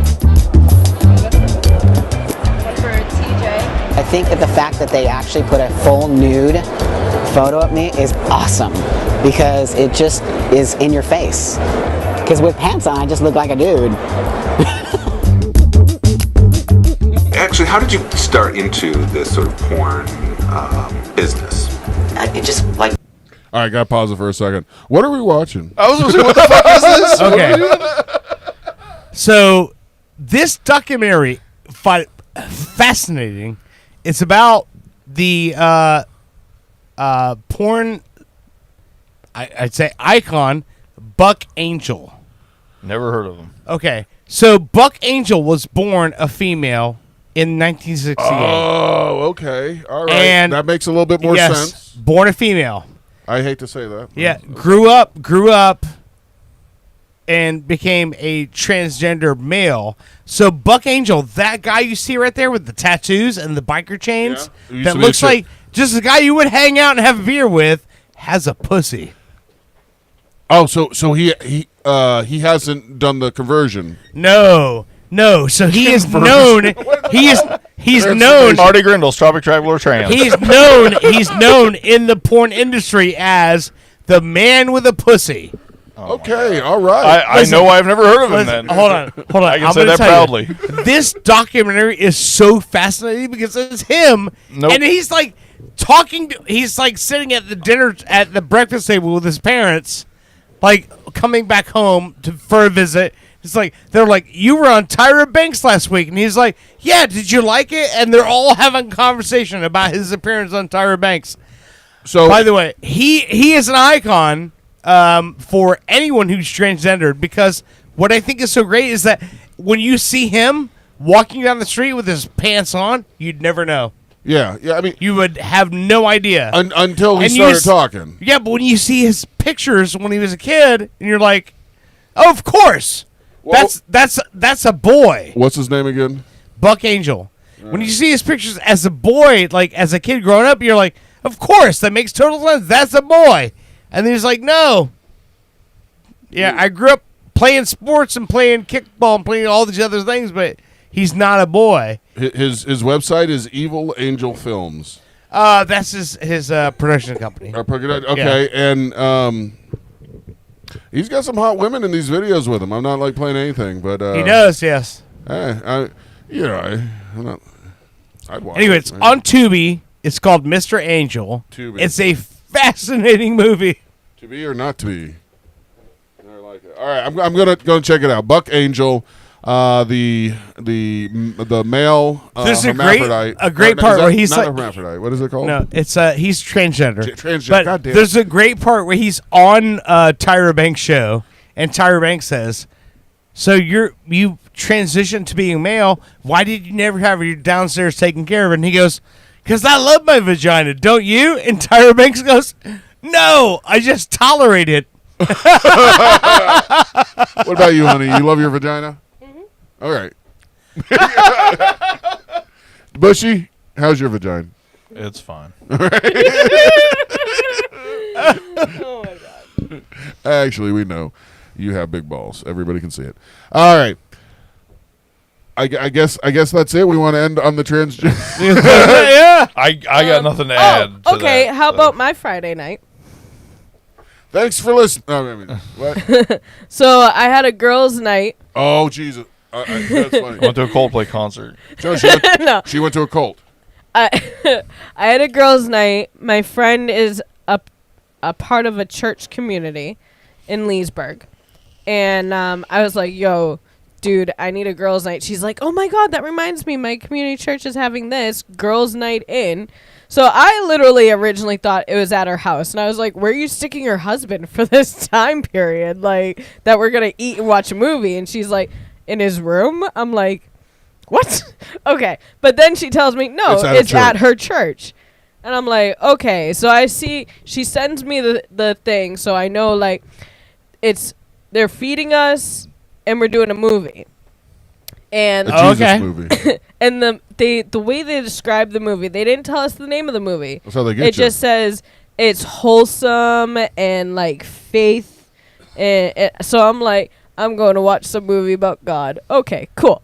You know, at least I get out of the house. She's and I that get desperate for friends. And I get a girls' night. You know, I thought I was gonna burn the second that we got into the church property, but I didn't. So we're good. Almost I thought I was like gonna. real. I was gonna burn the second that I touched the doors. I didn't. I was good. But yeah, I had a nice chicken Caesar salad, and up on the screens in the where we ate, they're asking questions. Mind you, my friend Bree, I didn't realize how much movie-wise we had in common. So almost all of the answers she gave was Jurassic Park. And I'm like, yes, because it's like, what movie would you like to be, like, just wandering around in? And I was like, Jurassic Park. She's like, the same. She wore a Jurassic Park Ranger shirt. I was like, oh my God, I love this. I would have said any of Buck Angel's films. Is this girl single? No, she's married. Of course not. All right, let's fast forward to a little part because. Okay, so hold on. I know what y'all are wondering. Like, okay, she went to a church kind of movie, a church kind of event. Did they pray a lot? We prayed while we were eating, or technically towards the end of us eating, not to like start. And they made sure, they were like, God doesn't care that you ate, just the fact that you prayed. Okay, cool. What? That's not real. But keep going. All right. Then we prayed after the movie. All right. And what did you say? You said, so it wasn't that weird, right? No. You just prayed a couple times. So it really wasn't that weird. And that is how a cult gets you. They do things that aren't that weird. But if you stop to think about it, in the middle of your meal, everybody thanked their imaginary friend for the food that somebody else bought and prepared and put in front of you. And then, like, at the end of the movie or whatever, you all prayed again to an imaginary friend to say, hey, man, thanks for the goddamn good movie. Anyway, so the movie. Pretty sure they didn't say that. The movie was called Ordinary Angel. Dear God, thank you for your goddamn good movie. I know what to thank you for being so fucking cool. Like, about Jesus shit. fucking Christ, this movie was fucking awesome, goddammit. So I didn't know how good this fucking movie is gonna be till you fucking came into it, fucking Christ. Fucking Jesus made me feel so fucking cool about this shit. So thank you, fucking Jesus and all your fucking angels. You came in. You fucking made me feel at home, you motherfucker. Is that how it went? No. Just they pretty much said a prayer so that we could get home safe in the rain. Anyways, again, and the fact that like that's we got very together. simple compared to what I did. Yeah, exactly. But so the movie that was chose was called Ordinary Angel, which reminded me of Aaron Brockovich. Was it Buck Angel? Ordinary Angel? Not so Ordinary Angel. Let's make that movie. That would be so funny if that was a real tie-in that all of a sudden they were watching. Oh my God. It came out. Angel in the cold. Not so Ordinary Angel. He comes in. Oh my God. I'm not so ordinary. It's all in Anyways, me. it came out in 2004 and starred Hilary Swank. It's based on a true story of a little girl who needed like a liver transplant, and she's only 5. If only God was all powerful and could just like cure her, it'd be great. Holy Jesus. And what this woman who didn't know her from a hole in the wall did for her, like fundraising, making sure their debt was clear with the hospital, like literally got rid of $400,000 worth of debt. That's fucking awesome. is Lord. Called different like CEOs to try to make sure they had a private plane for her to fly to Omaha to get the transplant done. Still seems like a lot of extra steps when someone could just cure them because they're all powerful. But it was a great movie. It had a lot of laughs in it. Okay. But there was some tear jerking. I mean, you start off with with jerking. You got liver disease. Oh. Ordinary Angel. Okay. All right. And I mean, like, it starts off with you see like this little girl. You know, she's born. Yeah. And then it goes 5 years. I'm gonna fucking unplug your goddamn computer and I'm gonna throw it in the middle of the street and let somebody run the fuck over it. Hey, are you allowed to pray to?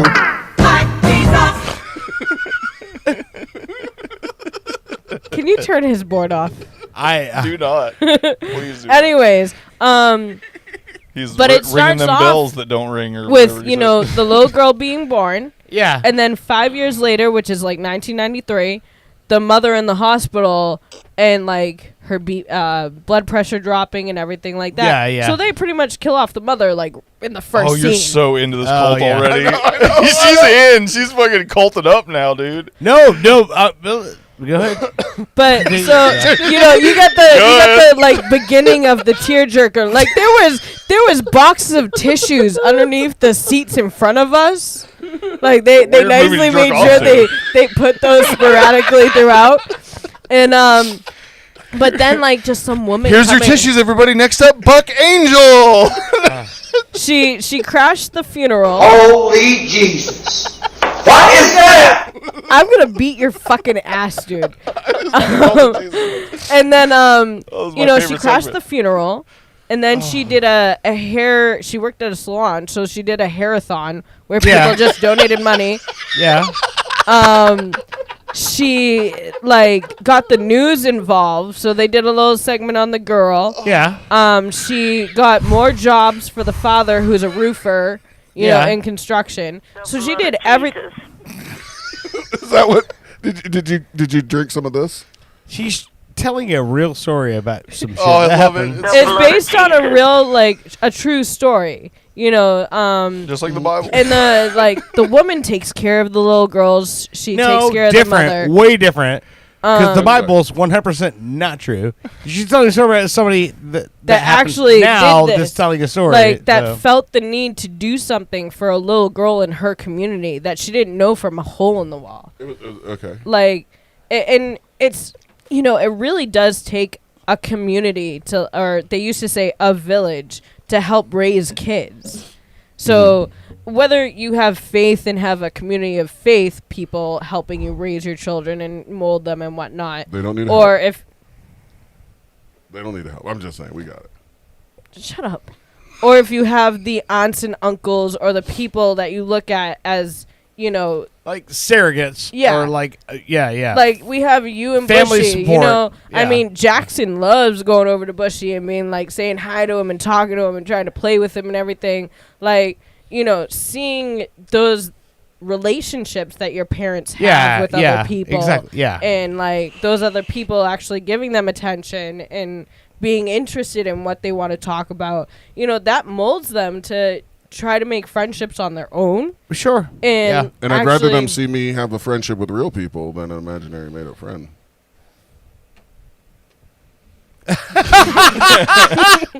I'll tell you this. If there is a God out there, he has been trying to signal my ass hard lately. But anyways, they make sure that they still try ignoring every it. single way in a blizzard to get this little girl to Omaha. In a for blizzard, her that if liver. someone was all powerful, Look, they could look, not I- have. Was that like a liver transplant Yeah, situation? Okay. yeah, Yeah. They got the call right as like the blizzard's hitting, and it just keeps getting worse and worse. And roads are getting shut down. They got a helicopter to get her to the airport and everything. Like the father actually thought they were never gonna make it. He had to leave his car. Yeah, that's fucking awesome. You know. You can get this for $7.50 at Walmart on DVD and Blu-ray. What? Ordinary Angels. Okay. All right. Mhm. I mean, it was touching. It was a very touching film. It reminded me of Erin Brockovich, the way that she didn't take no for an answer when it came to, you know, When you come to fighting your for that kid and you're like, community. no, yeah. You know, and I mean, Hilary Swank, she was amazing in it. She really was. Like, she played that role so well. Very good. Very good. So you thumbs up. You endorse the movie. And then after that, I go back to I'm her trying to wrap house, it up. And I talked to them for like 2 hours and left Owen with a crying child. I get this text. She, first off, she leaves at 5 o'clock. I'm like, all right, well, whatever. I get a text at 10, 5 hours later. Movie was great. I'm over at their house. I'm leaving soon. Baby starts crying. I'm like, any minute now, she'll be home. Midnight comes. I'm like, that was some fucking soon. And they live like I said they got her culted up good. That's what I'm worried about. They live like 45 if there's any single women, away. let me know. I'll go visit the cult. There probably are. I will just say one thing I've noticed with religions in the churches and stuff. You said a few things. There were boxes of tissues everywhere. You watched an emotional movie. That's their ticket in. Their emotions. The songs they pick out during church are meant to evoke an emotion and a feeling for you. And then if you're there, you're getting these little like chills, and you're looking around, everybody's getting chills. I'd rather be a Buddhist. That's fine too, but don't say that too loud in the churches you go to watch fucking movies at. So anyway, I'm all for it as long as you're happy and don't bring any of these weirdos home. So I thought you liked Brian Jr. They're fine, I think. But I'll be honest. When you said they invited me to church, they didn't invite you to church. Invited you to church. You said they invited me to a girls' night out at a church. That's how they get you. Anyway, never mind. Next thing you're shaving your head. You got fucking Nikes on. Manson didn't just come out and say, "Hey, you guys want to murder somebody?" Spaceship to show up. He drugged people. And they're drugging you with movies about like Angelina Jolie or Ordinary Angelinas. Who the fuck is... Where did Angelina Jolie come into this shit? She knows Owen Wilson. 6 degrees of separation. Shit's fucked up. Yeah. So, all right. I'm going to go home and throw holy water on her and make sure to get this thing out of her head that, well, A, she needs other friends. You don't need that. And B, you like leaving the house. Don't need to do that. There's plenty of stuff to do at the house. Look at the floor. Anyway, I love you. You do what you want. Okay. I'm going to end the show with, from Fritz, Greek mythologist project, Dionysus, who is the god of party. Dionysus, all he wants to do is go, hey, guys, you're having a good party, right? And everyone's like, yeah. And they're like, Dionysus. My name is Diane Fortnicey. All right, here we go. You ready? Yes.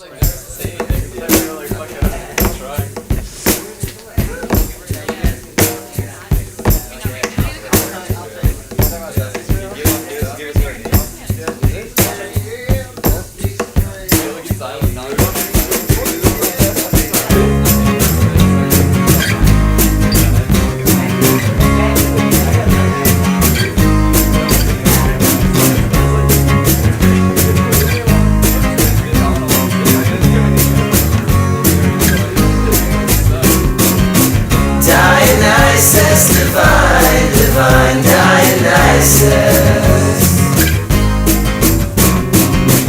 bring us grapes from the vine, we'll make wine. Dionysus, gifted them with wine. Born thrice and killed twice, I admire your courage. Late arrival to those on the ground. Dionysus divine. Pop Culture Radio. We will be back again next week. Hopefully.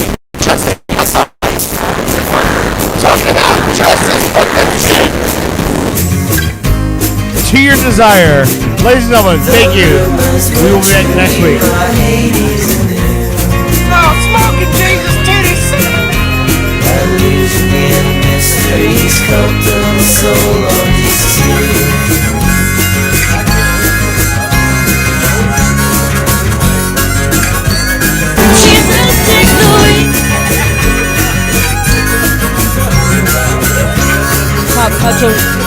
Pop Culture Radio has been a Weird Florida production.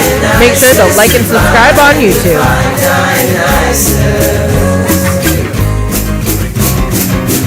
Bring us grapes from the fire, make wine. Dionysus. With madness you'll tear apart everyone's heart.